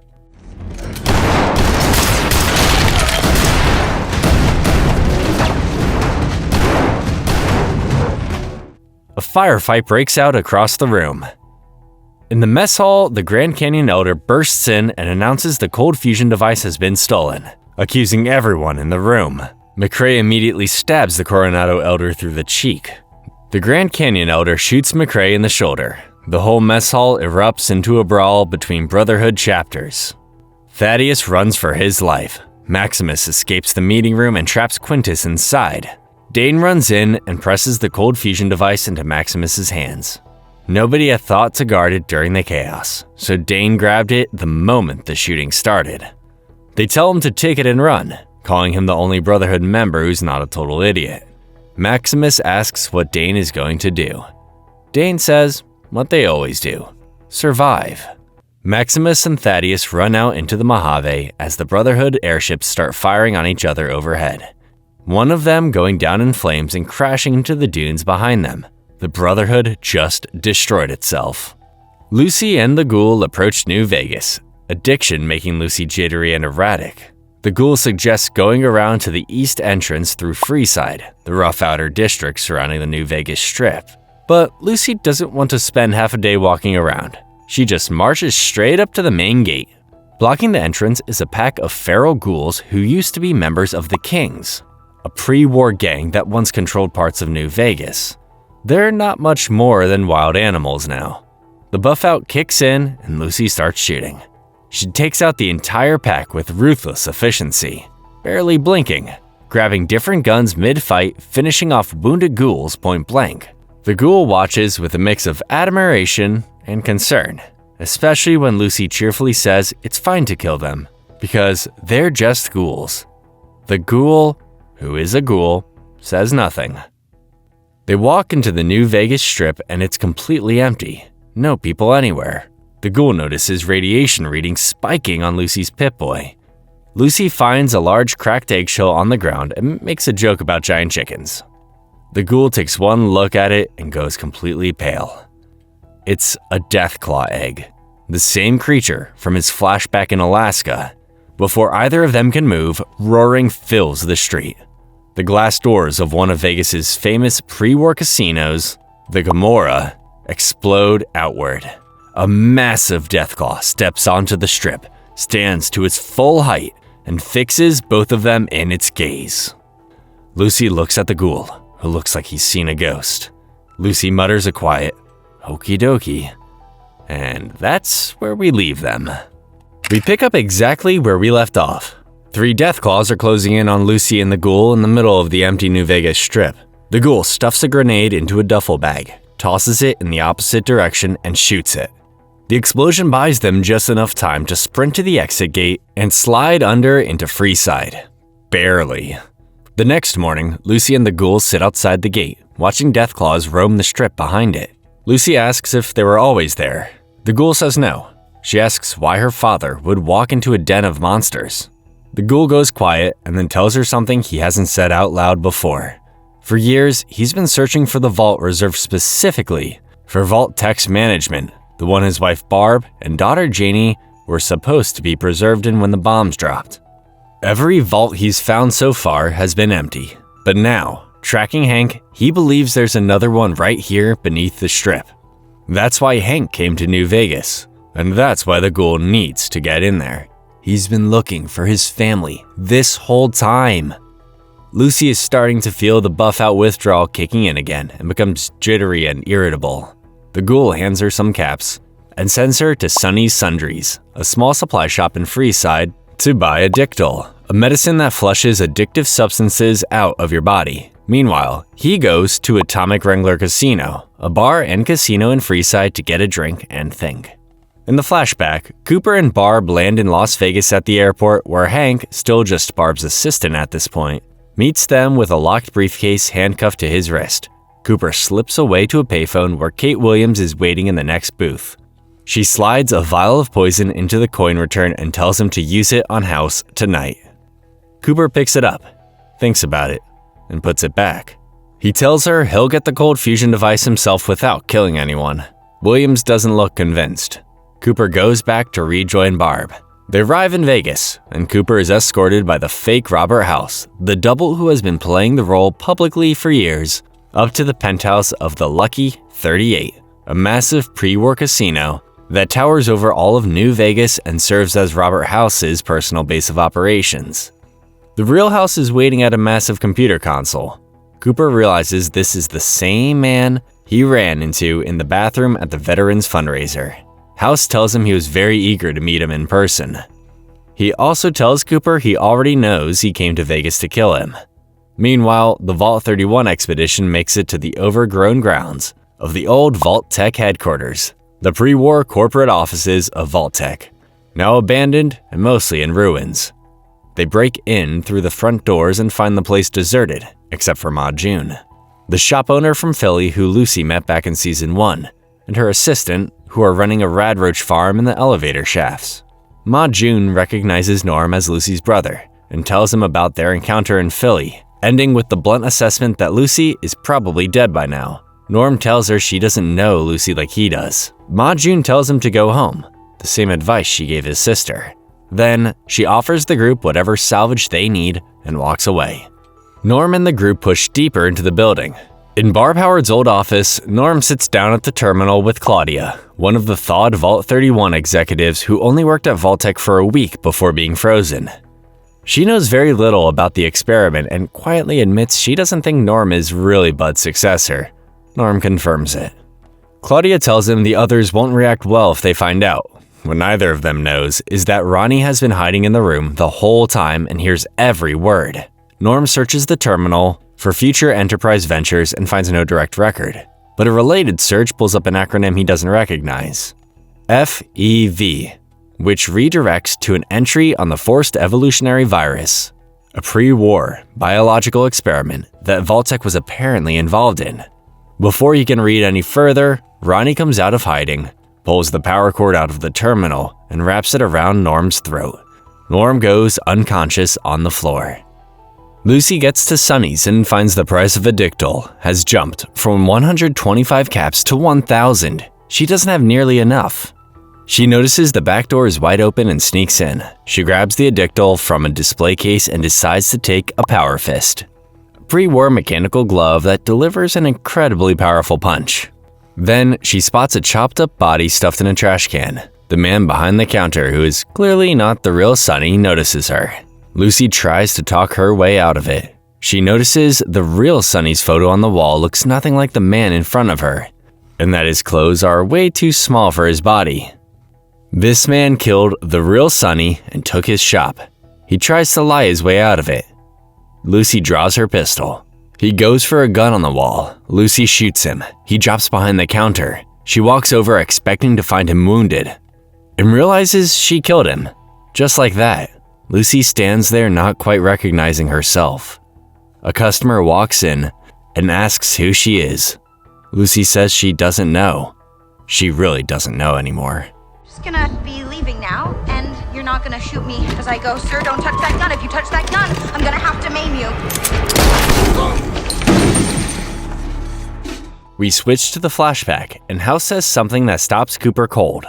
He had access to the visual feed inside Cooper's T-45 armor during his tour in Alaska. He saw the Deathclaw. He implies that creature is connected to the same conspiracy Barb is involved in. Cooper comes downstairs to talk face to face.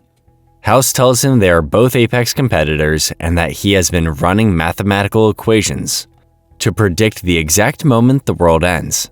He reached his first conclusive results on April 14, 2065, the day Cooper and Barb's daughter Janie was born.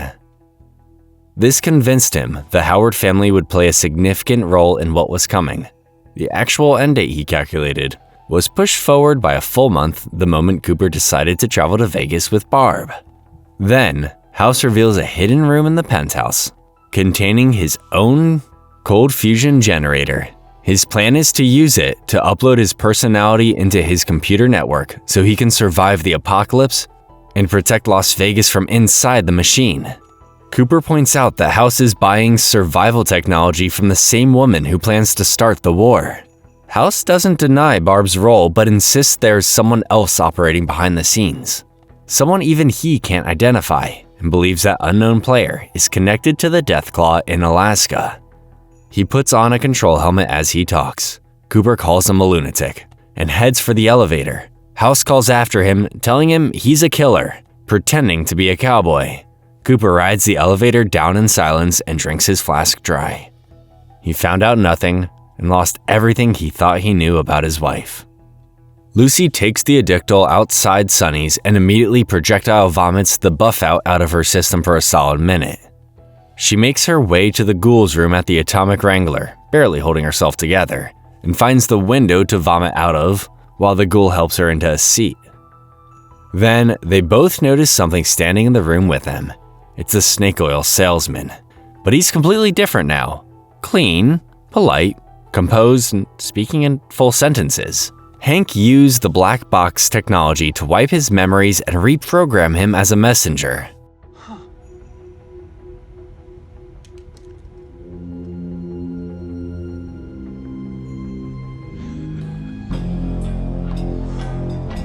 Let's begin. The salesman tells them Hank is safe in an underground facility below the strip and cannot be touched. Then he delivers Hank's real message. Hank has found Barb and Janie Howard preserved in cryostasis in the same facility. He's willing to leave them undisturbed on one condition. The Ghoul brings Lucy back to Vault 33 while Hank carries out his plans. If the Ghoul refuses, Hank will end their stasis and they'll die. The salesman leaves to report back. Lucy turns to the Ghoul and asks if he's really considering taking that deal. The Ghoul says with noticeable sadness that he only helped her get to New Vegas because he needed her as a bargaining chip. His family's safety is now the bargain. Lucy says they were finally starting to get along. The Ghoul agrees. Then he shoots her with her own tranq gun. Lucy's body fights through the tranquilizer longer than the Ghoul expected. She gets one hand free, slips the power fist onto it, and punches the Ghoul clean through the window.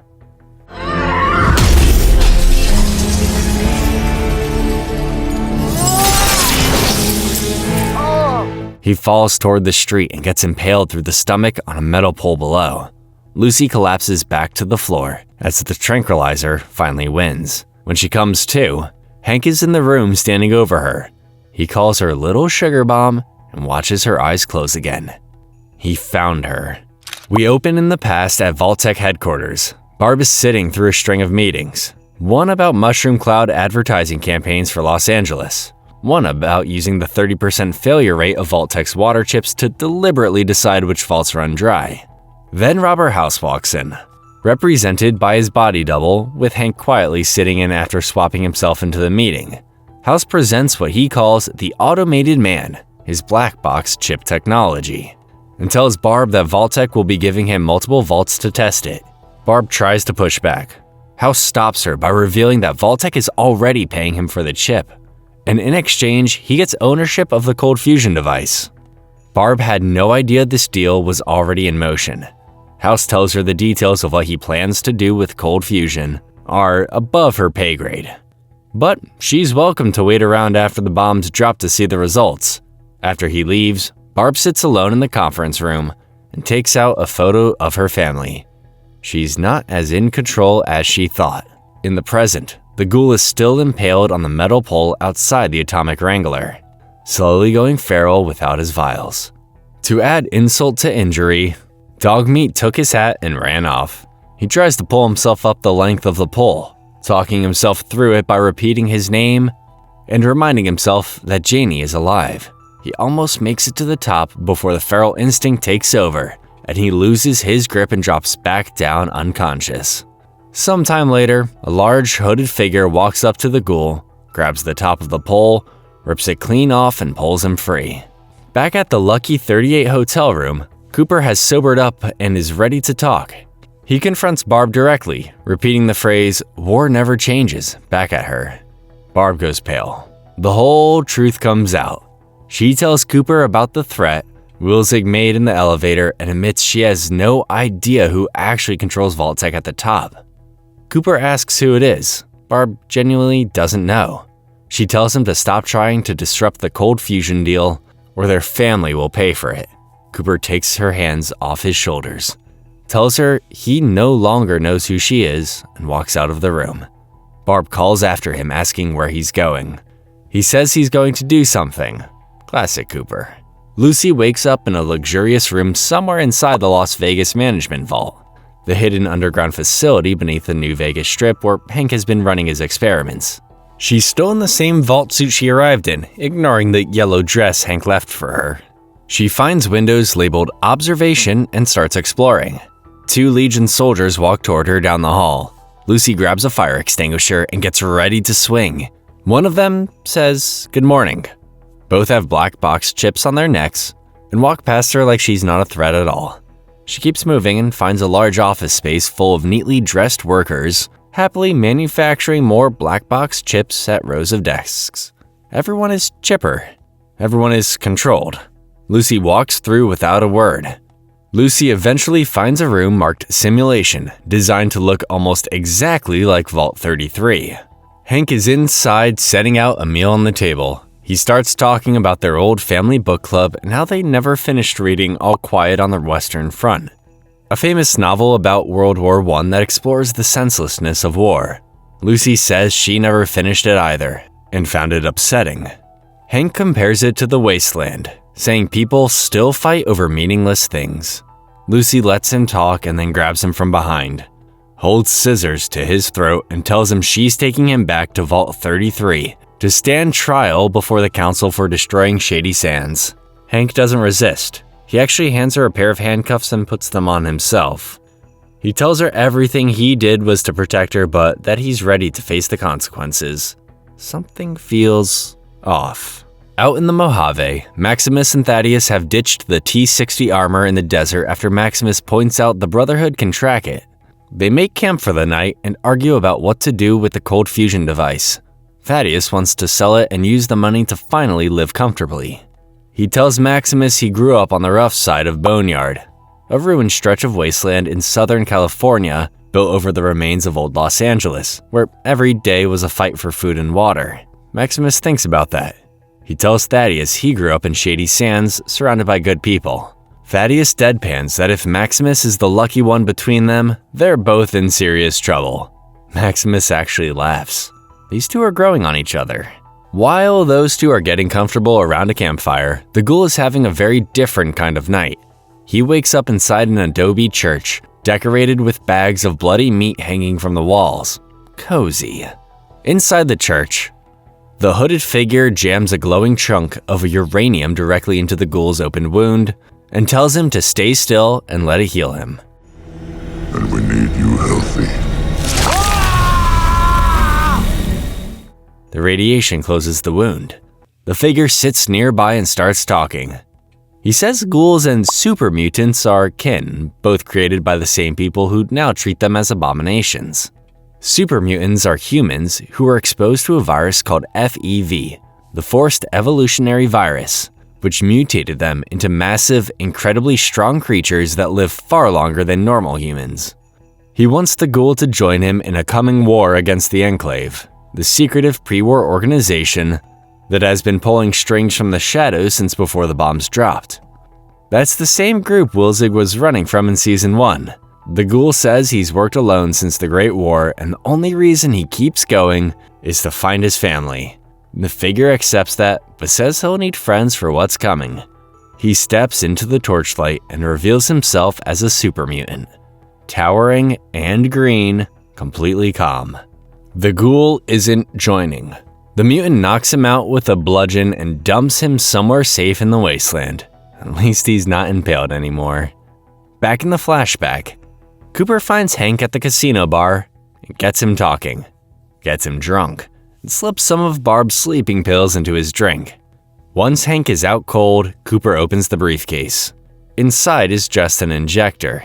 He tries to wake Hank to ask what it is. No luck. Then Barb walks in. She goes straight to Hank, pulls out the injector, sticks it into his neck, and extracts the cold fusion diode. Cooper stares at her. She came prepared.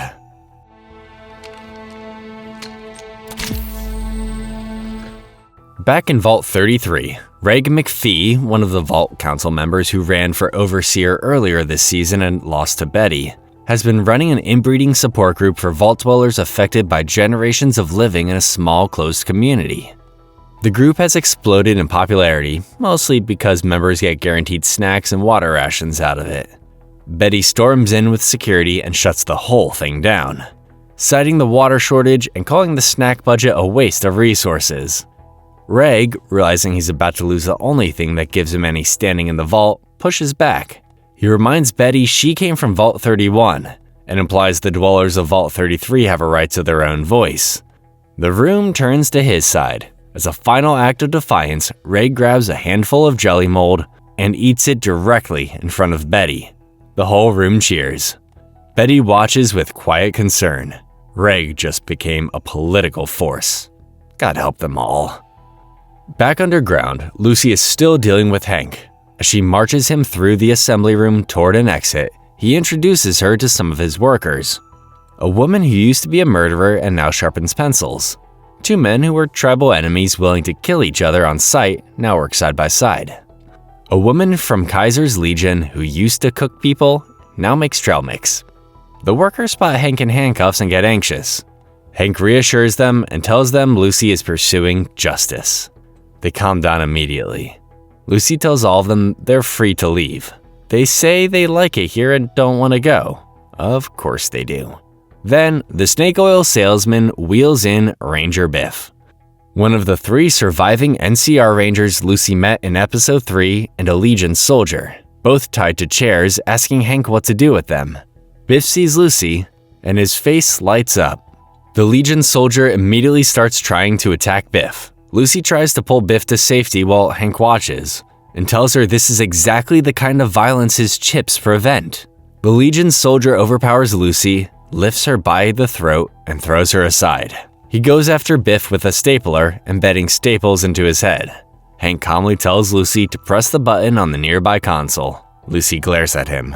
The soldier raises the stapler again, Lucy presses the button, and both soldiers' chips activate instantly. The Legion soldier's rage disappears completely. He and Biff smile at each other and go off to get cleaned up together. Lucy turns to Hank with pure fury. Hank smirks. Kumbaya. He engineered the whole thing just to prove his point. And we close out the episode with Dogmeat running into Maximus and Thaddeus' camp and barking like her life depends on it. She leads them through the dark to the Mojave Mission School, an abandoned pre-war school in the desert, into a shed where the ghoul is lying on the floor looking like he's been through absolute hell. Maximus stares. The ghoul stares back and makes it very clear he is not happy about who Dogmeat chose to bring him. Dogmeat is never getting a treat again. We open in the past in Canada. A younger Steph and her mother Joan are running through frozen wilderness, having escaped from the Uranium City internment camp, a prison camp where the United States was holding Canadian citizens during the annexation of Canada, along with other escapees.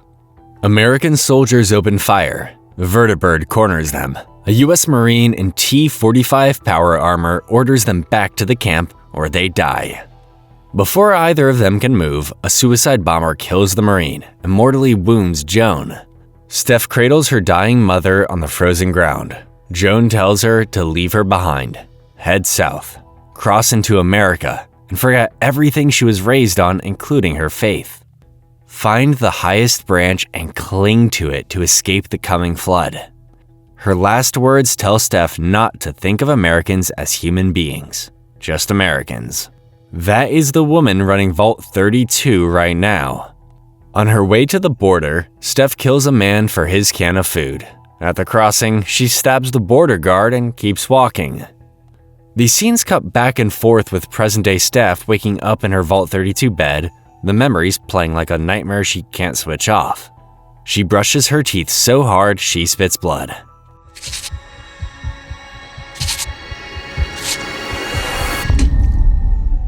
In the present, Lucy is still in the Las Vegas management vault with Hank in handcuffs. She's figured out that the black box chips don't just control people. They erase their traumatic memories and replace them with implanted thoughts from the facility's mainframe. The damage is irreversible. The only way to stop Hank from making more is to destroy the mainframe in the basement. Hank offers to drive her there on a golf cart. Lucy has no idea what a golf cart is. Hank is delighted. Lucy drives them to the basement, barely managing the pedals, with the handcuffed Hank giving directions from the passenger seat. At the mainframe door, the brainwashed Legion soldier who nearly strangled Lucy yesterday is standing guard. He politely tells her to mind the wet floor. Lucy stops and looks at him. For a moment, she starts to wonder if maybe Hank has a point. These people used to hurt others, and now they're calm and harmless. She lets go of the plan. Even Lucy has her limits. That same night at the Lucky 38, Cooper calls a maid to remove the unconscious Hank from his and Barb's hotel room. The maid is a young Steph Harper, working the hotel for minimum wage. She recognizes Cooper from the Vault-Tec billboards and asks if he knows how someone like her can get into a vault. Cooper tells her the vaults aren't what the ads make them out to be, and that it would be better to hope they're never needed. Steph doesn't buy it and asks how she can get a job at Vault-Tec. A defeated Cooper tells her to ask Hank, nodding toward the unconscious man on the luggage cart. Steph smiles and wheels Hank out. And that's how Steph Harper ended up in Vault 31. Earlier that same day, Cooper arranged a discreet meeting at the Atomic Wrangler with Representative Diane Welsh. The congresswoman Cooper helped up the steps back in episode 5 when security threw her out of the conference, who thanks him for bailing her out of jail after that incident. Cooper tells her straight that she's right about everything, but terrible at getting people to listen. She asks if he knows what his wife really came to Vegas for. He tells her about the cold fusion deal and Vault-Tec's plan to drop the bombs themselves. Welsh goes quiet. Cooper asks what she would do with the cold fusion diode if he could get it. She says she'd give it to the public. Cooper tells her he needs better assurances than that. Welsh then reveals something that stops him cold. The President of the United States is in Vegas tonight on an unmarked government plane. She can get Cooper a meeting. Cooper accepts. One night to end 25 years of war. Out in the rundown NCR town, the Ghoul, Maximus, and Thaddeus are gearing up. The Ghoul leads them to an old shed packed with NCR weapons. Maximus and Thaddeus grab rifles. The Ghoul takes grenades and a Gauss rifle, a pre-war electromagnetic weapon that fires metal slugs at extremely high velocity. Then, the Ghoul tells them what this is going to cost. He wants the cold fusion diode in exchange for the weapons and for leading them to Lucy. Maximus refuses at first. Then, the Ghoul pulls back the tarp in the corner and reveals a suit of NCR power armor. A suit of powered combat armor that belonged to the New California Republic military, identifiable by the NCR bear symbol on the chest. Maximus looks at it. He thinks about Shady Sands. He hands over the diode. Sometimes he gives something up to do the right thing. Back in the vaults, Betty summons Steph to the inter-vault space and has Hank's keepsake box waiting on a cart. Betty kept her end of the deal. Now she wants the water.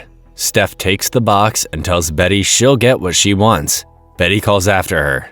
saying she wants nothing to do with whatever Steph is planning and just wants the vaults to live in peace. Steph smiles and tells her their deal was for the water only and she can't speak for a future that's bigger than both of them. Betty knows she's in over her head. With the weapons sorted and the plan in motion, the Ghoul, Maximus, and Thaddeus march through Freeside in the NCR armor and immediately draw a crowd. People recognize the bear symbol and start cheering, thinking the NCR has finally come back to save New Vegas. Maximus spots a young boy staring up at him with pure wonder. He smiles. At the gate to the Strip, the Ghoul lays out the plan. Once they're through, the Deathclaws will smell them immediately. They need to move fast and get to the lucky 38. Thaddeus is assigned the sniper post on a nearby roof. Then his arm falls off, just drops to the ground. His shoulder has gone gangrenous from the ghoulification. Thaddeus stares at it on the ground and tries to convince everyone this is normal. The Ghoul looks deeply concerned. Maximus tells Thaddeus to sit this one out. Two-man job now. Lucy returns to Hank's quarters for dinner. Biff comes in to refill their water glasses. Lucy asks if he remembers her. He says they met this morning. She asks about the NCR outpost where he spent 25 years of his life. Nothing. Everything that made Biff who he was is just gone. Lucy dismisses him, waits for Hank to turn his back to check something in the oven, and snaps the open handcuff onto the oven handle. She grabs his Pip-Boy off the counter while he's distracted. Hank realizes what happened and shouts after her. Lucy tells him he was actually a good father. His lessons just taught her not to trust him. She walks out to go destroy the mainframe alone. Meanwhile, Norm wakes up on the floor of Barb's old Vault Tech office with Claudia untying his hands. They need to leave immediately. Norm insists on the radio room first. He broadcasts a transmission trying to reach Hank and Lucy in the Las Vegas management vault. The signal reaches the vault, but Lucy is already driving the golf cart to the basement and doesn't hear it. Norm calls out to Hank directly and asks what's going to happen to Vault 33. No answer. Ronnie and the executives find them before they can escape. In Vault 32, it's wedding day. Chet and Steph stand before the assembled vault dwellers as Davy officiates. Steph says, "I do." Chet says, "I don't." Quietly at first, then louder. Steph squeezes his hands hard enough to make him wince. Chet holds his ground. He tells the crowd he thinks Steph hurt Woody, who was never really sent to Vault 31 on a leadership exchange. He pulls out Steph's pre-war Canadian ID card as proof. The room erupts. Steph looks at the crowd turning against her, and the memories of the internment camp flood back all at once. She runs. She barricades herself in her office as vault dwellers pound on the door. She sits at her desk alone and falls apart completely. The highest branch just snapped.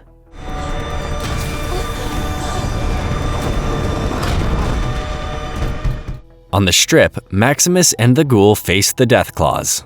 Maximus charges one head-on, blocking its swings with his gauntlet blades and slicing into it, while the Ghoul moves around the back toward the Lucky 38. A second Deathclaw knocks Maximus into a car wreck and gets his blade stuck. The Ghoul fires his Gauss rifle at the advancing creature but only wounds it. Just as it closes in on the Ghoul, Maximus rips himself free and decapitates it. The Ghoul tips his hat. Two more Deathclaws appear. Maximus takes them on while the Ghoul gets the Lucky 38 doors and steps inside.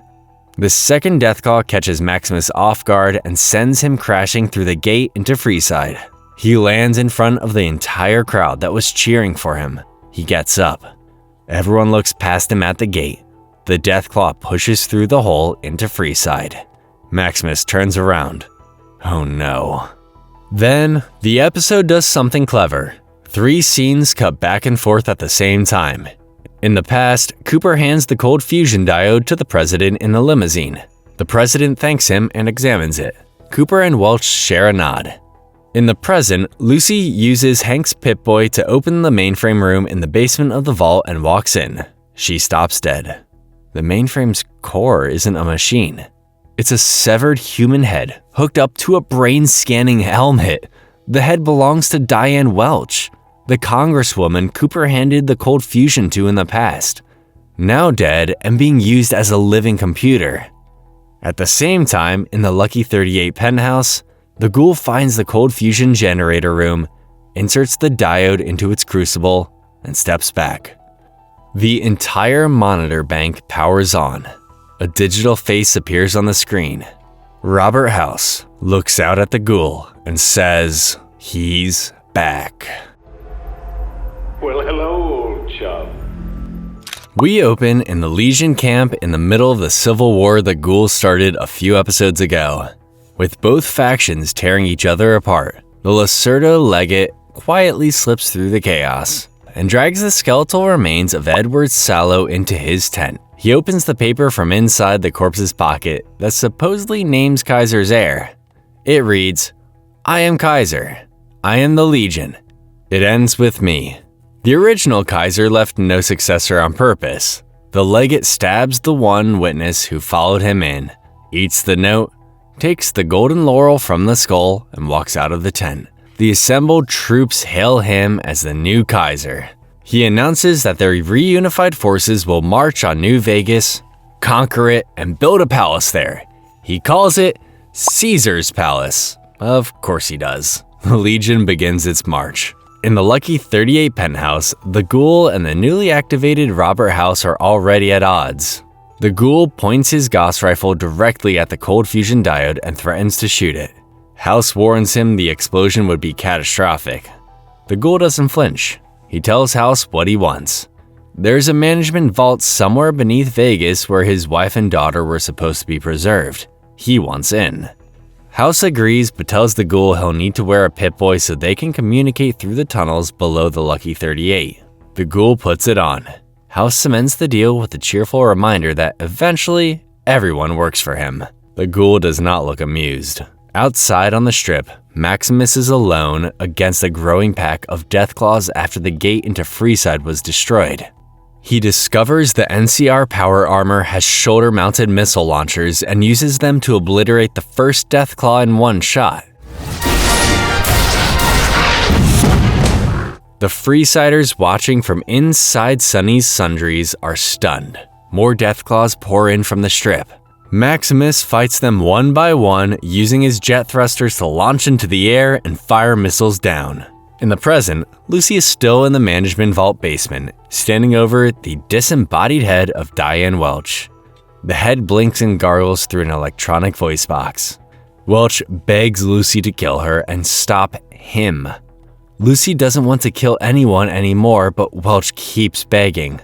Lucy finally shouts at her to shut up, grabs a crowbar, and smashes the brain control helmet. Over at Vault-Tec headquarters, things are going just as badly for Norm.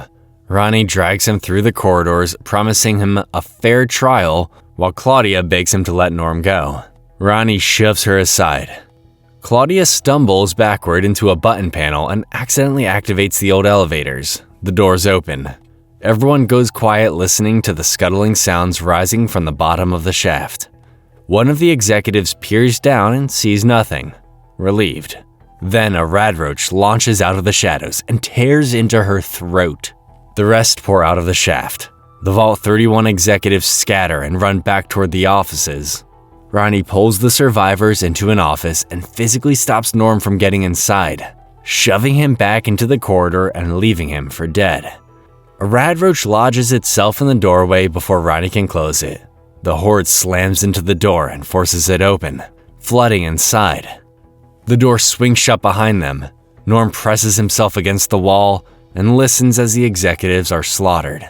The crowd inside Sunny's Sundries has stopped panicking and started doing something far more productive. They're placing bets on whether Maximus survives. Shotgun Jeff is already organizing the whole thing like a seasoned bookie. Thaddeus, standing there with one arm, bets 500 caps on Maximus winning and shakes out his pant leg to reveal an absolutely ridiculous pile of Sunset Sarsaparilla bottle caps from the factory operation.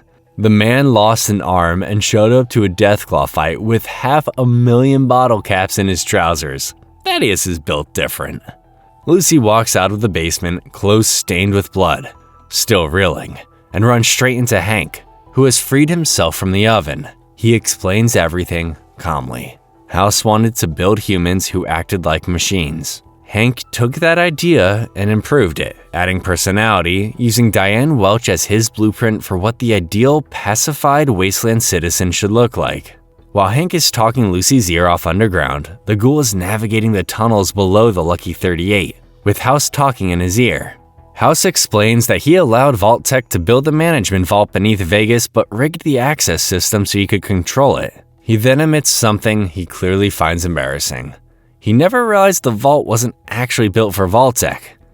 It was built for their investors, the Enclave, and that one of their people, Hank McClane, has been using the management vault for his own ends. House also tells the ghoul something that clearly lands hard. The Enclave was only able to achieve as much as they did because they obtained the cold fusion diode from the ghoul himself through the president. The ghoul just says, "I am what I am." House asks if that's what he plans to tell his family. The ghoul keeps walking. Back in the past, Cooper and Barb are at McCarran Airport. They handed off the diode. The war should be over. Barb even says Cooper's old idea about moving to Bakersfield sounds nice, and Cooper suggests going as far as Colorado. Then Hank shows up glowing, telling them he and Steph talked until early morning and he proposed to her on the spot. Hank says Steph has an incredible resume for a hotel maid and suggests Barb talk to Bud about getting her a Vault-Tec job. Hank and Steph walk off together. Cooper and Barb watch them, surprised. Barb says they're leaving Vegas as winners. Then every payphone in the terminal starts ringing at once. Cooper picks one up. It's House. He tells Cooper he had no part in what's about to happen and that there are far worse people than him in the world.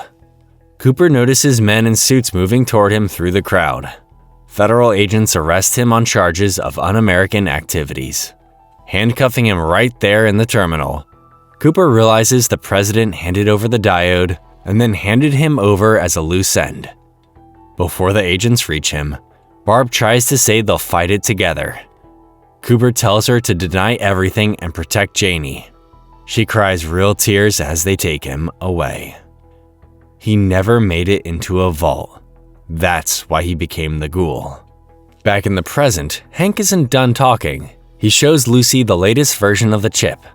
It's so small it's almost invisible.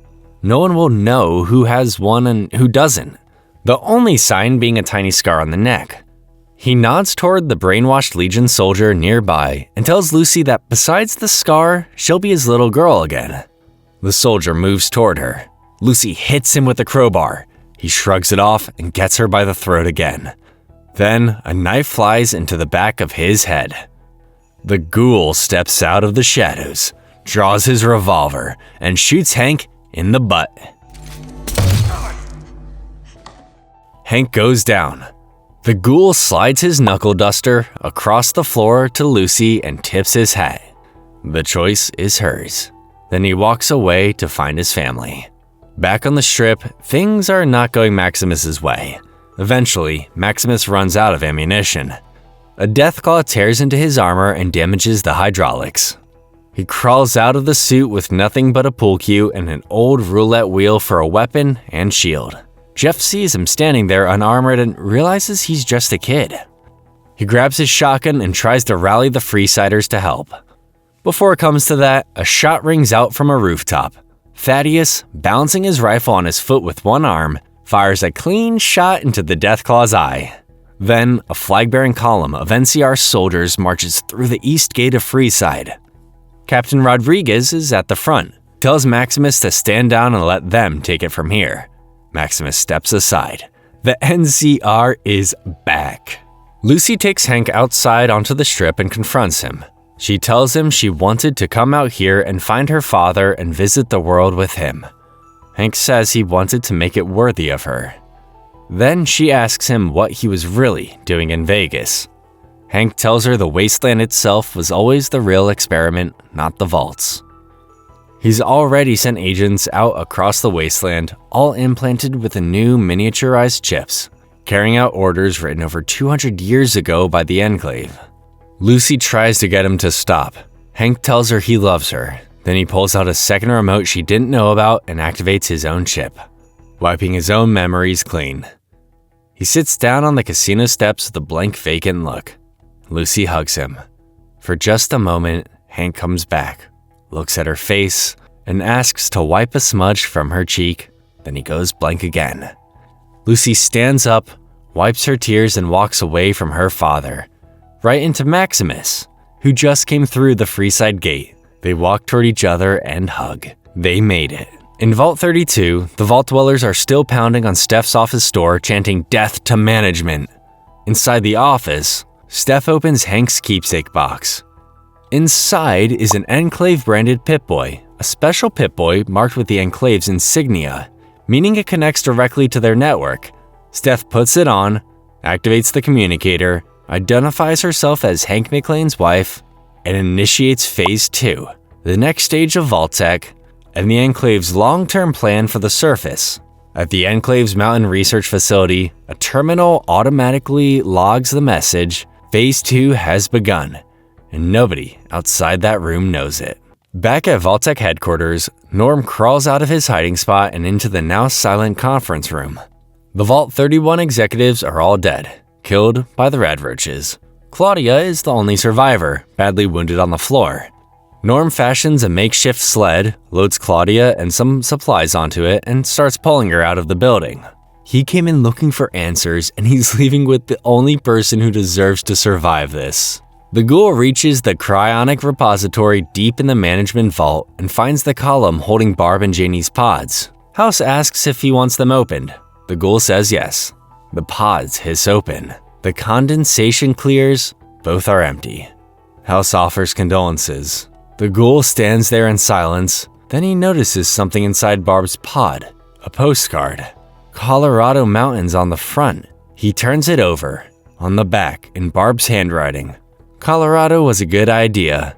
The ghoul stares at it. House tells him he's still living a fiction. The ghoul drops the Pip-Boy on the ground, tucks the postcard away, and walks out. House calls after him about the Enclave and unfinished business, but the ghoul doesn't look back. Not with me, you don't. For the first time in 200 years, he has a direction. Lucy and Maximus make it to the Lucky 38 penthouse and find the monitor bank showing signal lost. Through the windows, they watch the Legion march into New Vegas in the distance. The new Caesar raised on his throne. Lucy says she had a chance to prevent this and didn't take it. Maximus looks at her and says, "Welcome to the wasteland." They hold hands and watch. On the monitor bank behind them, House's face briefly flickers onto the screen. He's still in there, somewhere in the Mojave. The ghoul and Dogmeat stand on a hill looking out at the distant Rocky Mountains. Then, they start walking. One more thing. After the credits roll, we get a brief post-credit scene. Dane, who slipped away from the Brotherhood chaos at Area 51 last episode, shows up at an undisclosed location carrying a set of schematics. The blueprints are for a new Brotherhood weapon called Liberty Prime Alpha, a massive pre-war military robot that the Brotherhood has apparently been trying to rebuild. The original Liberty Prime was one of the most powerful weapons ever created before the war. Season 3 just got a lot more interesting. And that is Fallout, at least for now. 2 seasons of nuclear secrets, family betrayals, and a wasteland that changes everyone who sets foot in it. And we still have so many questions left to answer. If this story had you hooked, click through and check out our other videos because there's plenty more to dig into.